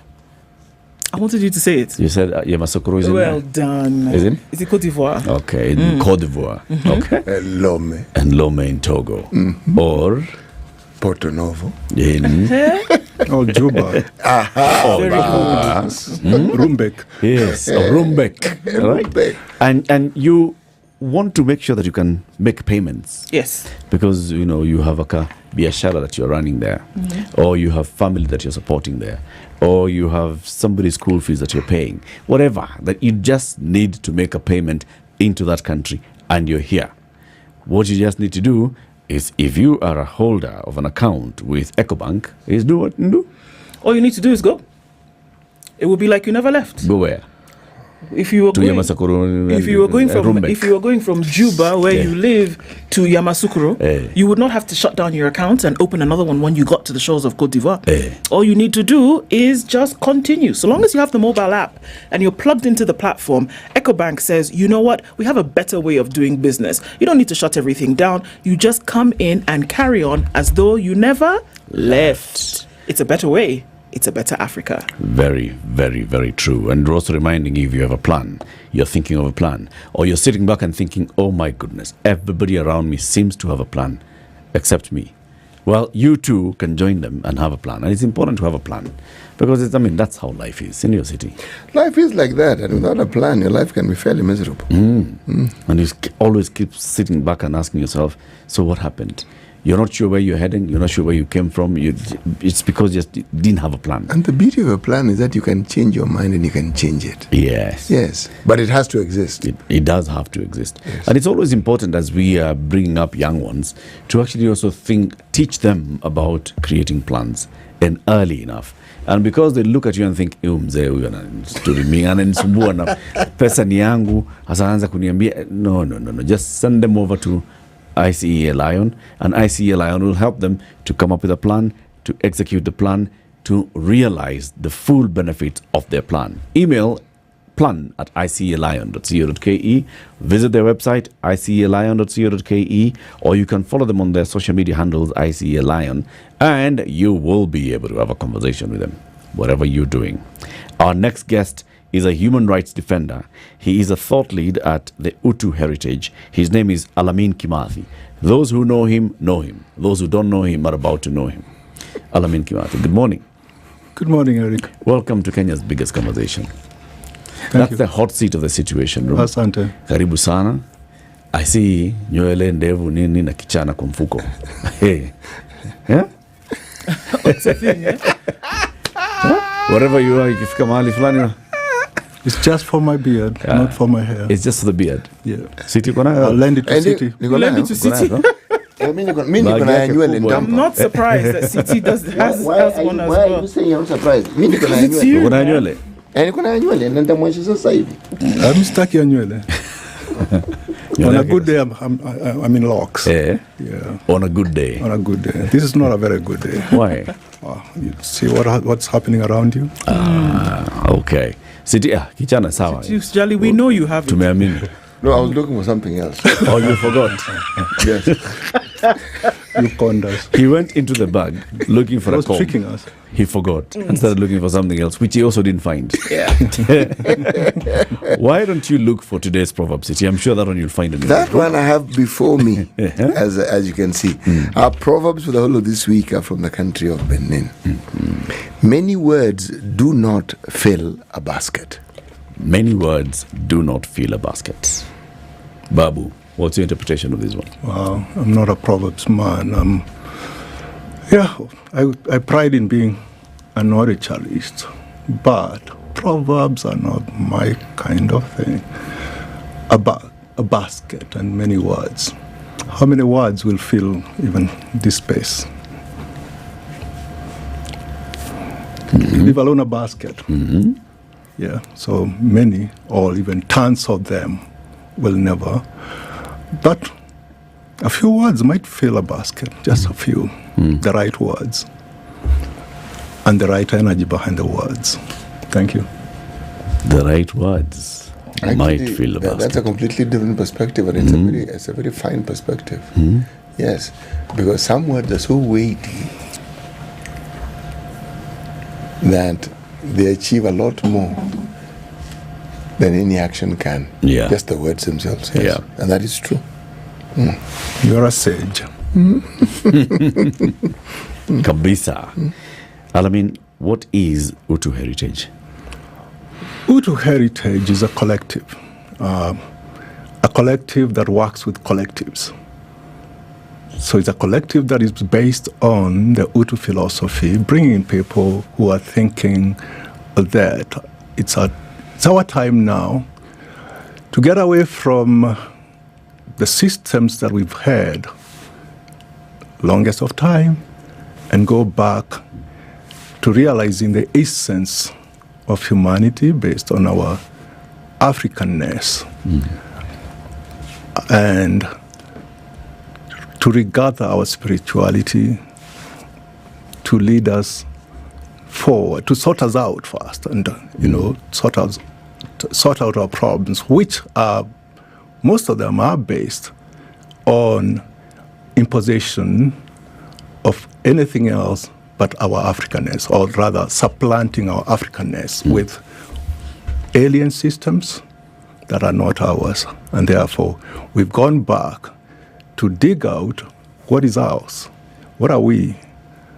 And in so doing, we realize that we have a strong heritage from our past as Africans, either on the continent or outside the continent. And therefore, Utu heritage is about collecting, harnessing the resources, human resources that are domiciled either here or abroad to give us answers to so much that we are grappling with. How do you engage? Is it via meetings? Is it via Zoom? Is it via sending each other messages, smoke signals? You've answered yourself. We engage in all those ways that we've talked about, online, offline. But the biggest thing, the underlying engagement, is that we need to have a spiritual connection because Africans are spiritual. So the first engagement, which we usually recommend, is an in-person engagement. But where it's not possible, we take advantage of technology so that we have online engagements or even phone engagements, but we keep at them. It's not a one-off thing. So we continuously engage. Okay. And engage and engage. And we engage widely without demarcations of the isms that are locking us elsewhere. Political divides or religious divides, we don't care about those things. The starting point is humanity. We engage humanity. Okay. Recently, Alamin, you were among the organizers of the Kimathi Day celebrations. This was looking back at Dedan Kimathi, the freedom fighter. Tell us about that, the Kimathi Day celebrations. What day was it? What was it all about? What were you pushing for? What were you championing? Well, for the longest, I have been the organizer of the Kimathi Day anniversaries in this country. I just did a little hiatus of I said the last 5 years or so, where I decided I'm not getting involved in civil society work in Kenya, and also movement work. I've been doing movement work in the back room. And this one, to me, was kind of special because, in fact, that's even how I've even accepted this invitation to be here, that we have a time, a moment. This is a moment that we have that we need to seize, where we are looking towards harnessing the revolutionary spirit that has brought our country and countries this far, whether we're making headways or not, that's not the question. But there's a moment here that is speaking towards change. And speak to anybody in the street or anywhere. Those lamenting are lamenting, but there are those who are talking of, no, we have to get something different. We have to go different from here. And we look back as ourselves as people who have been in the movements, or people who have been involved in in the changes in this country, democracy, democratic changes, the constitution, and the like. And those who have been in the struggle for the longest. I was in the underground even in the 80s and the 90s, and we know, now we look back and ask questions about where is that revolution, or where is that or the struggle, where are the fruits? Are we gathering them? So this, since last year, we have been looking at our Mashujaa I also belong to a collective called the Mashujaa Heritage, which comprises basically people in the struggle of the past and current struggle who want to honor their Mashujaa, but not just honoring the Mashujaa. It's trying to see what is it in those Shujaas that we can pull out and utilize now going forward. So when you look at, I give you an example where we really had some very, the wow moment. When we celebrated Professor Michelle Egedai Muga last year, it was a reawakening and awoke a lot of us. I was the coordinator of the entire celebration and linking it internationally because it was not just celebrated locally. We even had celebrations in New York, in Syracuse, and in Zimbabwe and other countries. And from there, it awoke us and that we now need to look at our Mashujaa in different contexts and with how can we plug their spirits into current day, sorting us out. So when coming to this year, we have a lot of Shujaas that we are celebrating. In fact, this month has been, kind of a conundrum in the sense that we didn't know how to deal with it. We have Kimathi, we have Pinto, Piogama, we have, on the same month we have Karimindutu. Season, we're talking about February and March. We have JM Karaoke, we have Makan Singh, people, revolutionaries of this country who are no longer celebrated. Nobody mentions them, but we keep their memories alive. We keep their spirits alive. I'm invested in the Mau Mau myself. I'm a son of the Mau Mau. And I work so closely with the Matigari, the remnants of the Mau Mau, wherever I am, the collectives. I also work very closely with the remnants of other revolutionary figures, including people like Pinto. We are in touch with even the family, some of the remainders of the family, however much that Emma was not really very, in the processes. We work with others. Meketelili wa Menza, for instance, we have collectives that work in the coast and work around that. Be they art collectives, musical collectives. So when we spoke about Kimathi, we said, and we have said this, that we are not just going to be celebrating anymore. We used to come and dance and, have a good time, take pictures, watch documentaries. So what? We get out and we forget about it.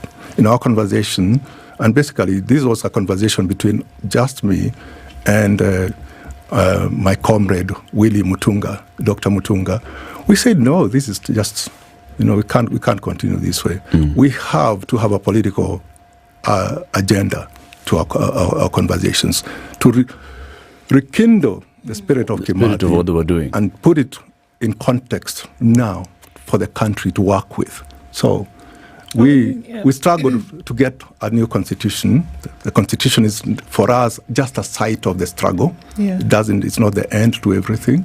It's now actioning it. Actualizing the constitution is our big thing. We know that the constitution has quite a lot of gaps, but we don't want to address those gaps because the politicians will hijack them. Hijack the process of addressing those gaps and put their selfish bums on the whatever. So what we do then is work with what is there at the moment, get the citizens to understand it, get the citizens to own their constitutional processes of giving life to so much that has not been given life. And so the question to us was, where are we with the constitution at the moment with all the issues that we are facing? The one issue that we said is that our representatives have failed us as Kenyans, and therefore we invoke the constitution. So the Kimathi Day celebration was also the launch pad for citizens' action on their sovereignty rights within the constitution. It's interesting as you say that, because then I was going to say, when we look at times where you had communities who woke, the Great Renaissance, for example, that took place in Europe, and other times where the people woke up to realities of the times where they were, something happened, or there were certain pointers to show that, you know what, if we don't come up and come alive to our realities, then essentially we are going down the drain. So you've pointed to, look, representatives are failing us. What are those things that we can see that you say, you know what, this is not working, and it is as a result of the failure of those who have been chosen by us to lead us? What are some of those things that we see? There's too many. It's too much. In fact, you wonder what is it that we're not seeing. So there's been a raft of legislation that has gone through the House, especially the houses. I'm not talking just about the National Assembly. Go to the county assemblies too. Too much legislation that is legislation against the people of Kenya. Right from the beginning, we're even talking about, agricultural laws, seed laws. We're talking about milk laws. We're talking about, the corporates actually are pushing, and I'm not talking about local corporates, multinational corporates have pushed too much, and the representatives have either sat back, or they don't understand what is going on, or just lent their own, they've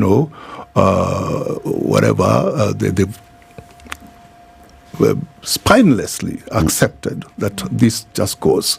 So we have so many laws that shouldn't be laws in this country. We have, policies that have been rammed through Parliament and other institutions of governance. Policies that shouldn't be policy at the moment without even people's participation. Participation by the people, which is a constitutional obligation, is just mere PR. It's just to, some window dressing to just put up a show that we've taken this to the people. There's no legislation enabling public participation in this country, and therefore what the parliamentarians have gone with is their own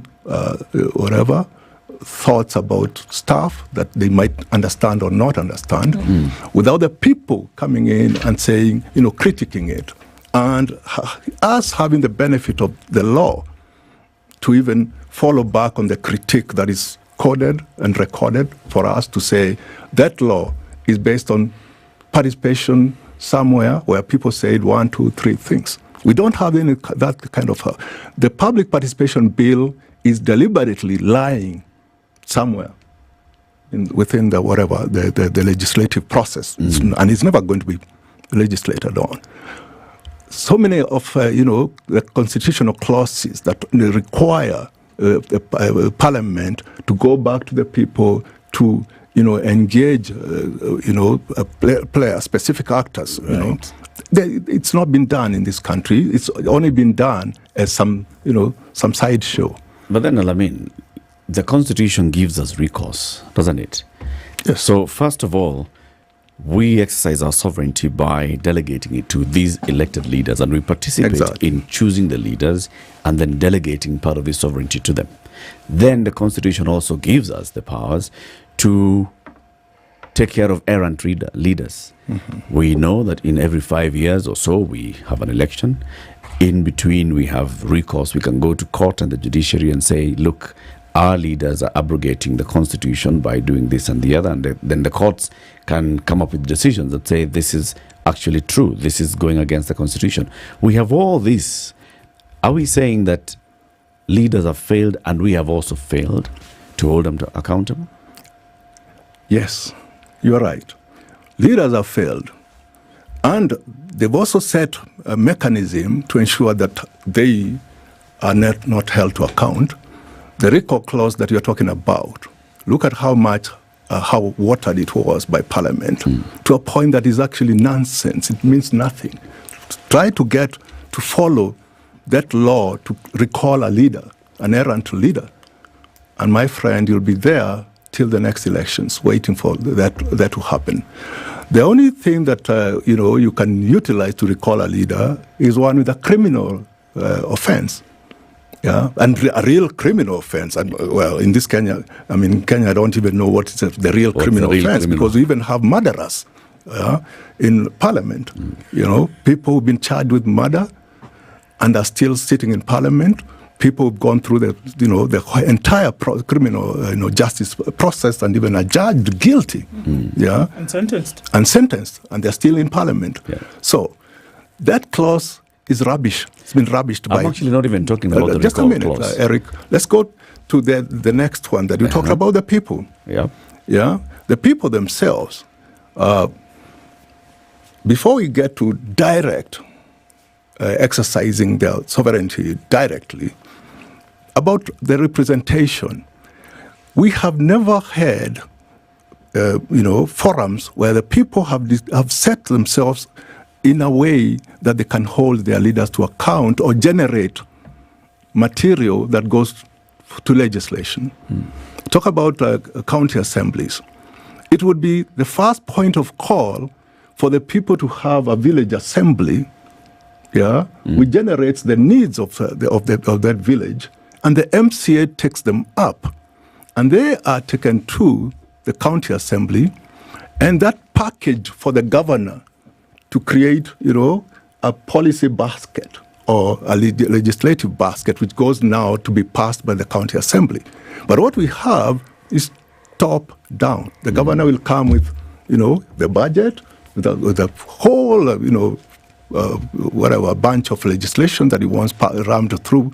And the MCAs, you know what they do? We don't need to be told. So they will just take it in and rubber stamp it and it's gone. Nothing from the people. Well, maybe they will organize that sideshow again, the PR thing of public representation, but it never came from the people in the first place. Why not? Because the people have failed. If the people organize themselves today, I'm talking to my people in Laikipia, where I come from, in the Bundus, and I asked the Boda fellows, have you called your, what do you call him? MCA. Have you told him this is what we want here, on this stage? They say, no, we have not. And say, don't you think if you organized yourself, you would come running here? Boda people are very powerful in this country, but they don't even know how powerful they are, and that it's within their rights, actually, their right to call that guy and tell him, sit here, this is 1, 2, 3 things that we want. Yeah. If you don't do this by the end of this month, kata nuka. And it will nuka. Those guys have done a lot of things, Public, mass action is within the rights and, our constitutional rights, rights to protest. If the MCA is not doing your work, go to his house, seal it. Let him not come out until he pledges and to say that he's going to do his work. So we've not seen that. That's a tiny example. That can be cascaded, all escalated to the MPs. Yeah, same thing. We've not seen that. The people don't even know what their rights are, and they've not charted any processes. Okay. Let's take a break. We'll continue this conversation shortly. Alamin Kimathi is a human rights defender. He is a thought lead at the Utu Heritage. He's our guest this morning. Are citizens exercising their sovereignty to the fullest? Do they have avenues left for them to exercise their sovereignty? Let me just read the preamble of the Constitution. We, the people of Kenya, we acknowledge, those things of the preamble, acknowledging, honoring, proud, respectful, recognizing, exercising, adopt, enact, and give this Constitution to ourselves and to our future generations. And Chapter 1 of the Constitution, Article 1, Sovereignty of the People. All sovereign power belongs to the people of Kenya, and it can be exercised by the people of Kenya directly or indirectly through their leaders. This is what we are saying. So if we are the sovereign and we sit back and we feel our leaders are failing us, those are actually using delegated powers. The origin of the power is the people.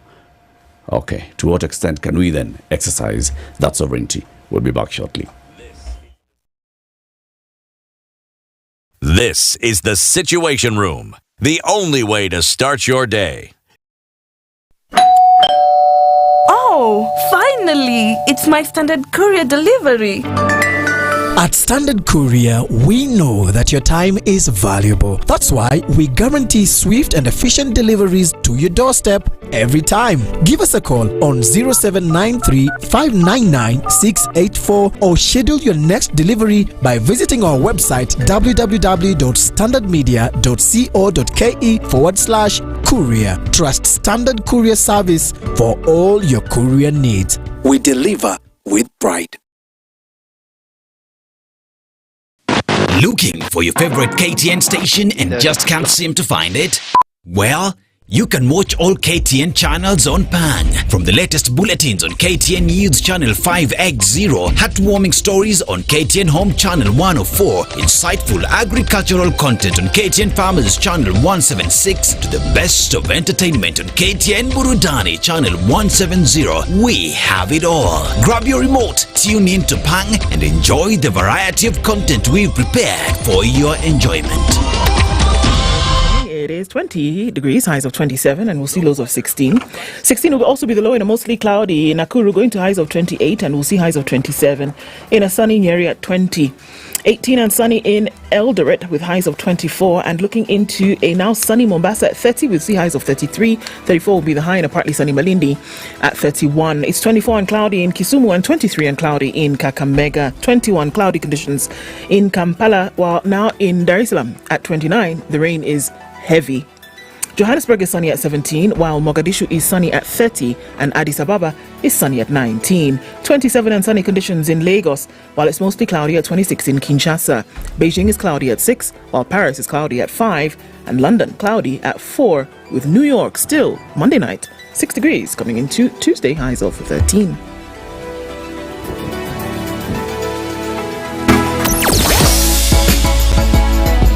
Sugar and spice and everything nice. SpiceFM. Spice up your life. I think we're coming out of the worst of it this morning with traffic much better everywhere you look, really. Let's take a quick look at the Thika Superhighway where traffic has been heavy today. But just at the Pangani underpass getting into the city, that seems to be where just the last bit of the trouble spot is. But Moranga Road going towards Globe Cinema, the overpass, underpass, all of that's very, very busy still for now. Getting into the CBD then on Huru Highway, in and outbound, still will be busy through most parts of the morning. Let's talk through the day on SpiceFM KE on X.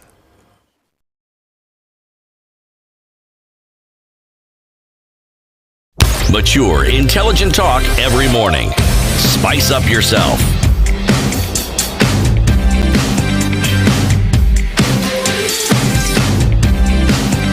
Mornings done right. 94.4 Spice FM, Nairobi. Sovereignty of the people. 1-1. All sovereign power belongs to the people of Kenya, shall be exercised only in accordance with this constitution. 1-2. The people may exercise their sovereign power either directly or through their democratically elected representatives. 1-3.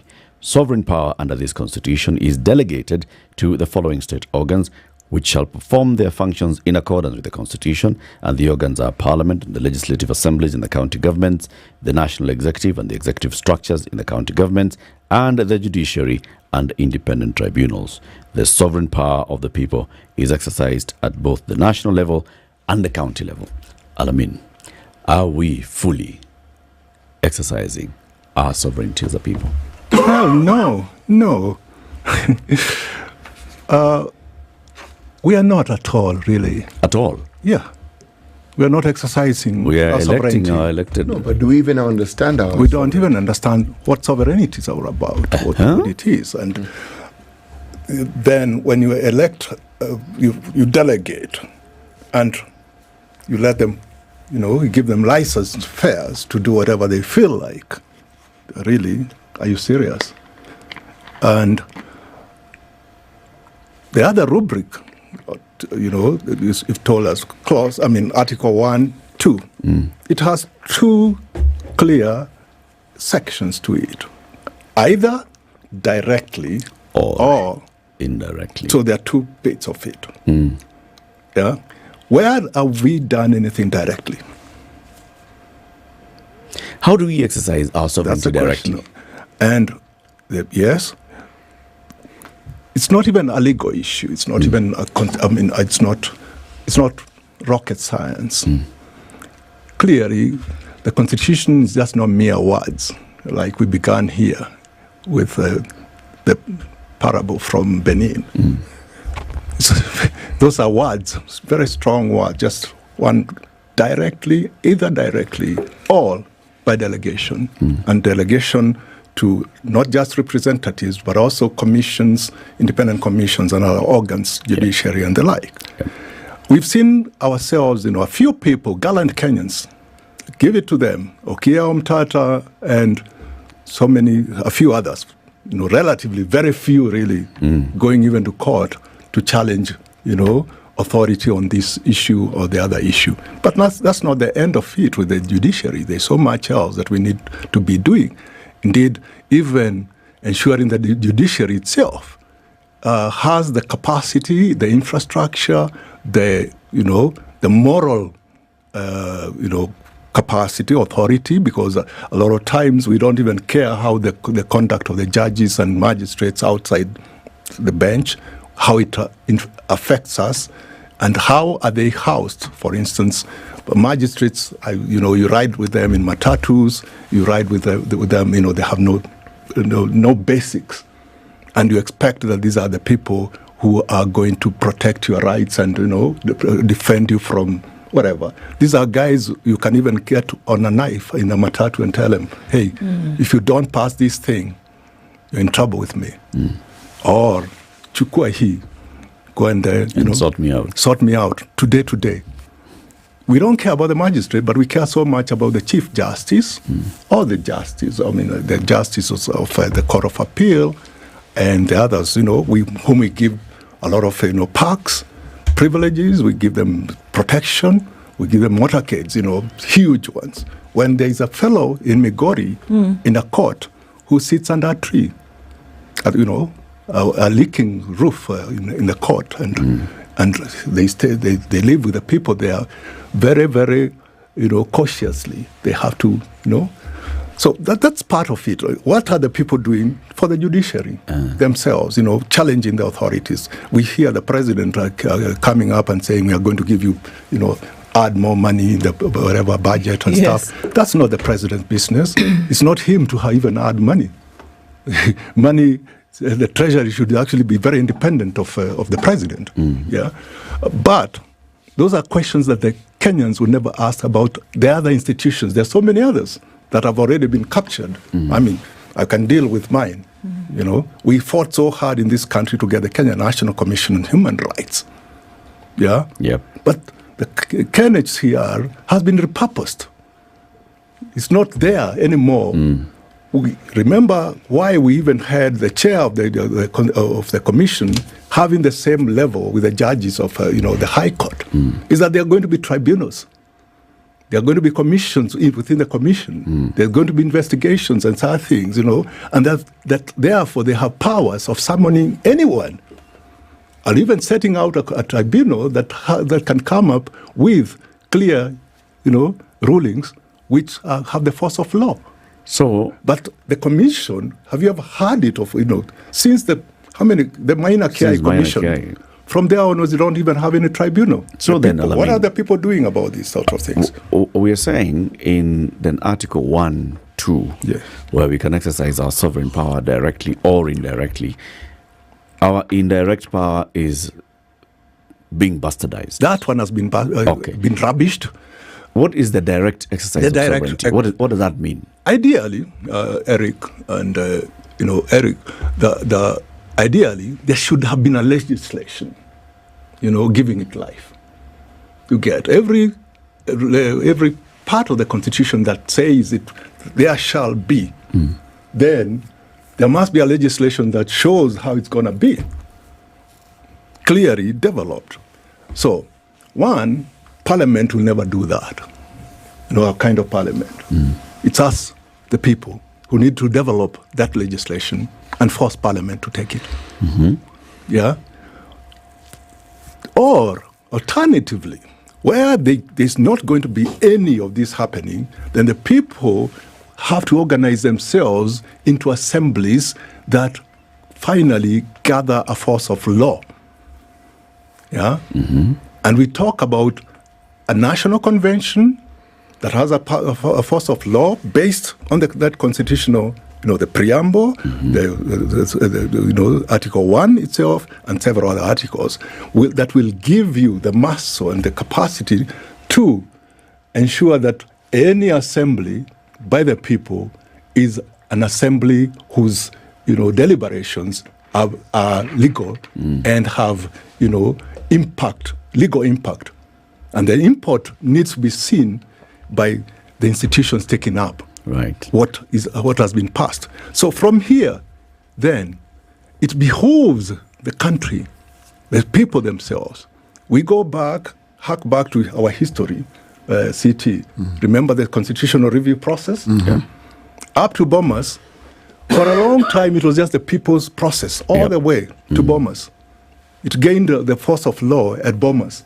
But before then, it is the people pushing and pushing. We pushed Moi right from Limuru 1, Limuru 2, Limuru 3, when Safari Park 1, Safari Park 2, Safari 3. Yeah?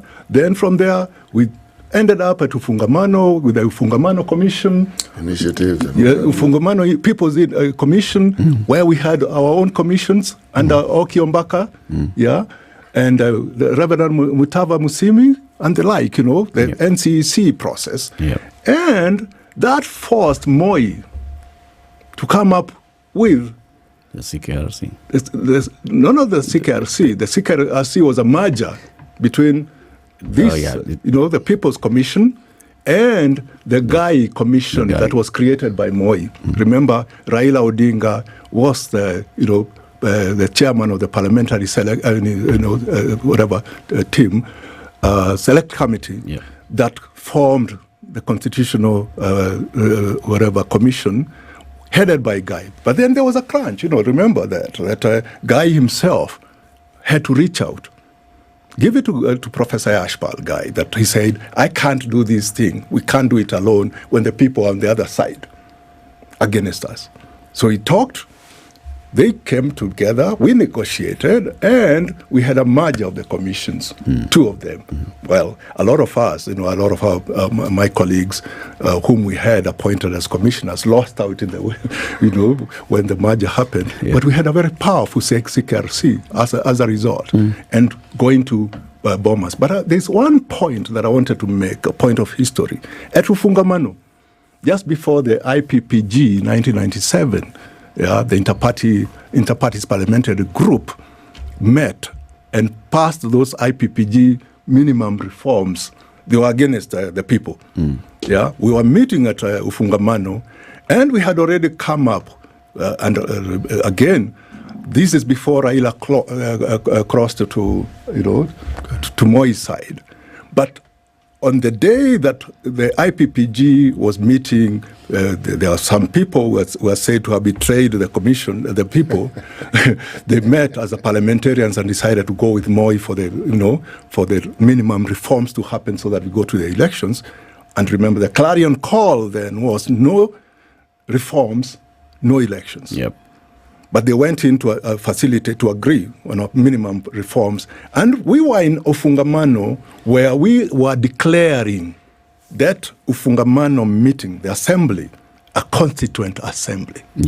Raila Odinga was on the floor, declaring, moving a motion that can this assembly here and now be constituted into a constituent assembly, which would have meant that any deliberations there have the force of law of the people.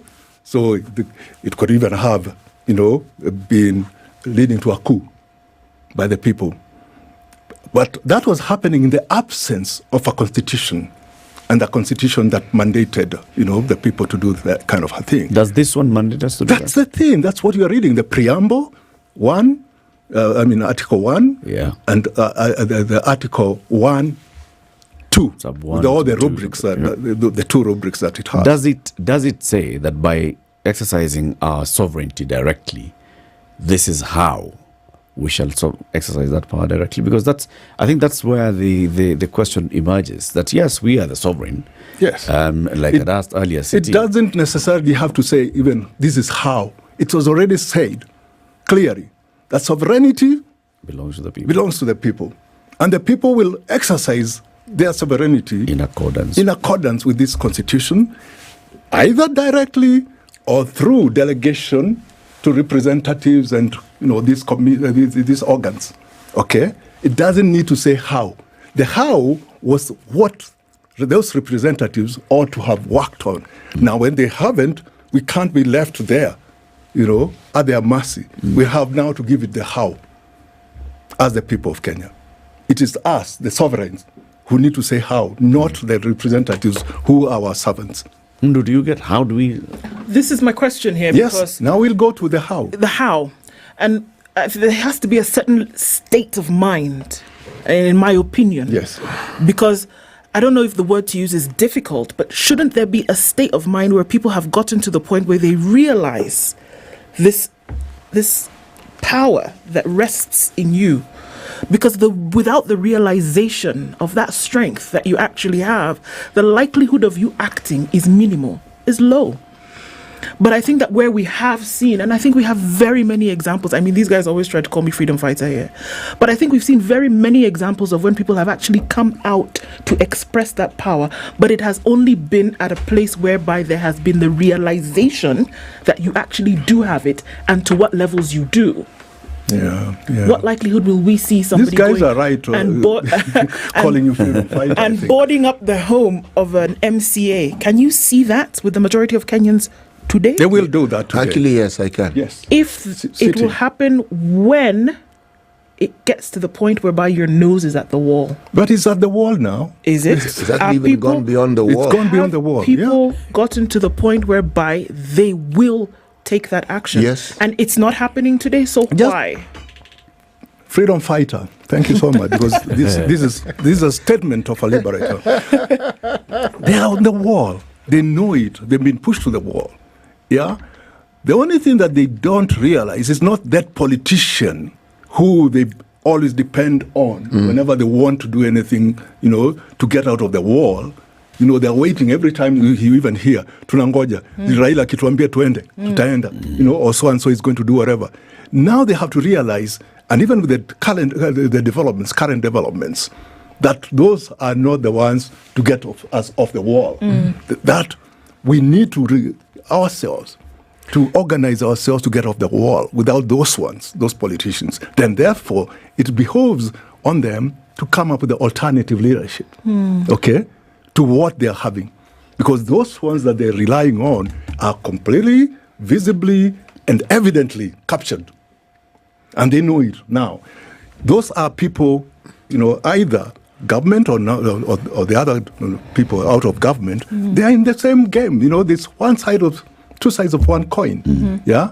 And Kenyans are now realizing that. Kenyans are realizing, they're even seeing pictures of their demigods. Together, eating out together. I'll give you an example. They know that we are not going to wait for these people anymore. We're going to do it on our own. Yes, and they know that they're leaders. I'll give you an example. In Nigeria, 2 years ago, there was this, what we all called a rogue police unit called SARS. Yeah.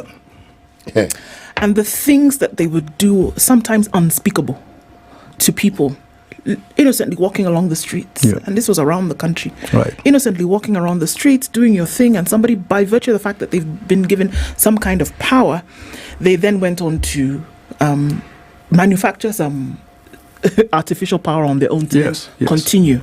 And it had been going on for decades until people said, you know what? Let this whole damn thing burn to hell.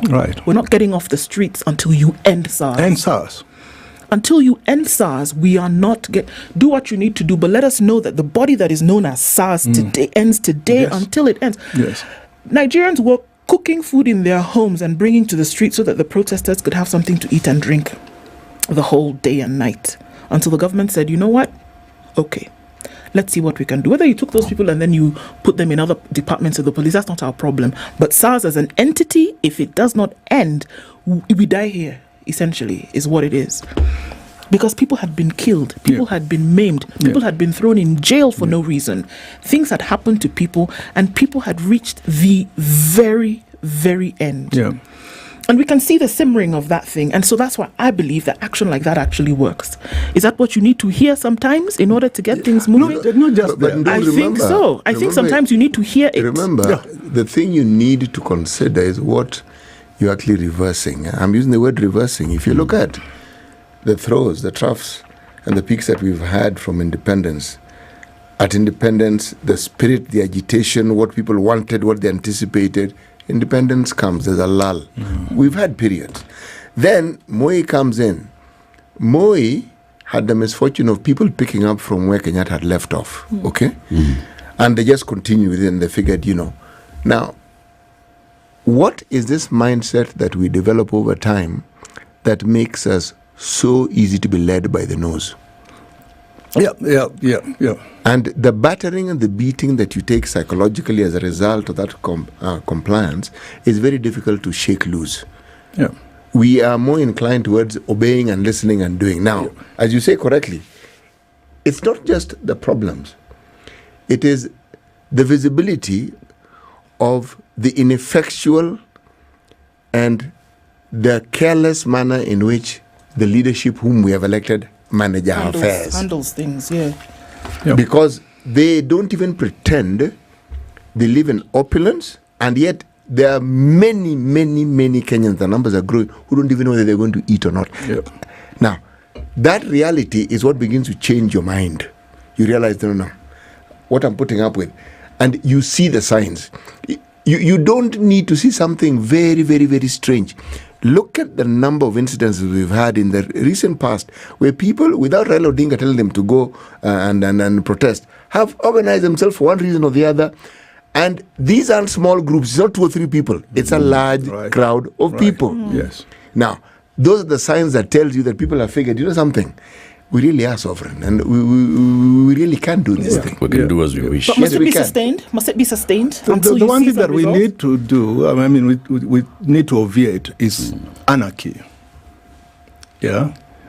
It can be anarchic if we allow it, and because fellows on the wall will go there. So that self-realization that you're talking about also need to come with a little bit of organizing, some ideological positioning, that those people who are acting on that also require to know, to have an idea or two about where are we going, where are we coming from. Rules of engagement. The rules of engagement. So we need to be very conscious about, and very intentional, organizing, try to organize this and managing the anger that is there. Sure. But not curtailing the anger. Let's have the anger, let it push us. Yeah, it's good that that you've even referred to SARS. I belong to a collective that's called Africa for Africans, which is a continental body, and we were there. Even look at our, we trended end SARS even in Kenya on Twitter, working with court.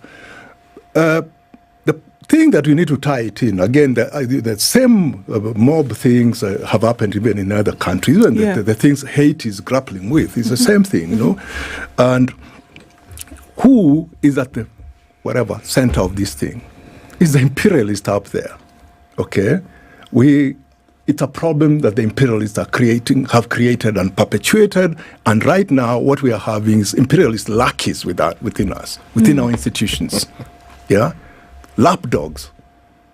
And please, at times, deal with this, tamper it with empathy and sympathy. That some of these guys are just, victims. The lapdogs are victims. The lapdogs. City says they're incompetent. They're not just incompetent. They're just hungry. It's the system that we have. Take that system and take City with all his, the sage here and the seer of in this house. I'm telling you, chances are that you'll come down, behaving more or less. Same. I agree with you, Alameen. He might even be the engineer himself. I've got to ask a guy called engineer. He will be engineer. I've got to ask the question as we close the conversation. So, as we're talking about then the need for citizens to understand their sovereign power and this, what you launched during the Kimathi Day celebrations, where is it heading? It is heading. Is it heading into a national convention? It is heading into a national convention. Leadership? We are actually asking people to even don't mind that we can have even 2, 3, 4 conventions. Yeah, the more the merrier. As the Utu heritage and the Utu collectives, we are leading to an Utu convention. Yeah, which we call Utu Kongamano. Utu Kongamano. Ama Kongamano la Utu. Because for us, we see the answer to all these things must be Utu-based. Therefore, there's going to be an Utu Kongamano. It might not be the convention that the Constituent Assembly that we are looking to be the one that has the force of law, but it's a powerful conversation starter. The conversation starter. There are going to be others which will marry eventually somewhere. Kenyans are with that spirit, and you can see the spirit that's around, that's pervading the entire country. We merge this and we go into that moment, the Constituent Assembly moment. And that's where whatever rubber meets what? The road. The road. Katanuka. Apana. We are going there with love, empathy, kindness, interdependence, and we generate the knowledge for it together. It's knowledge co-generation. This is what Utu is all about. Atunukishi, tutapendana. The conversation has begun, and we'll invite you again and again so we can see where the conversation is heading and also take stock of what you're doing. But we thank you very much for joining us today, Alamin. It's my pleasure, and thank you very much. I need to meet you outside here, the sage especially. Very good. And the Alamin Kimathi is a human rights defender. He's been our guest. Thank you for tuning in to Kenya's biggest conversation. See you tomorrow, 10 a.m.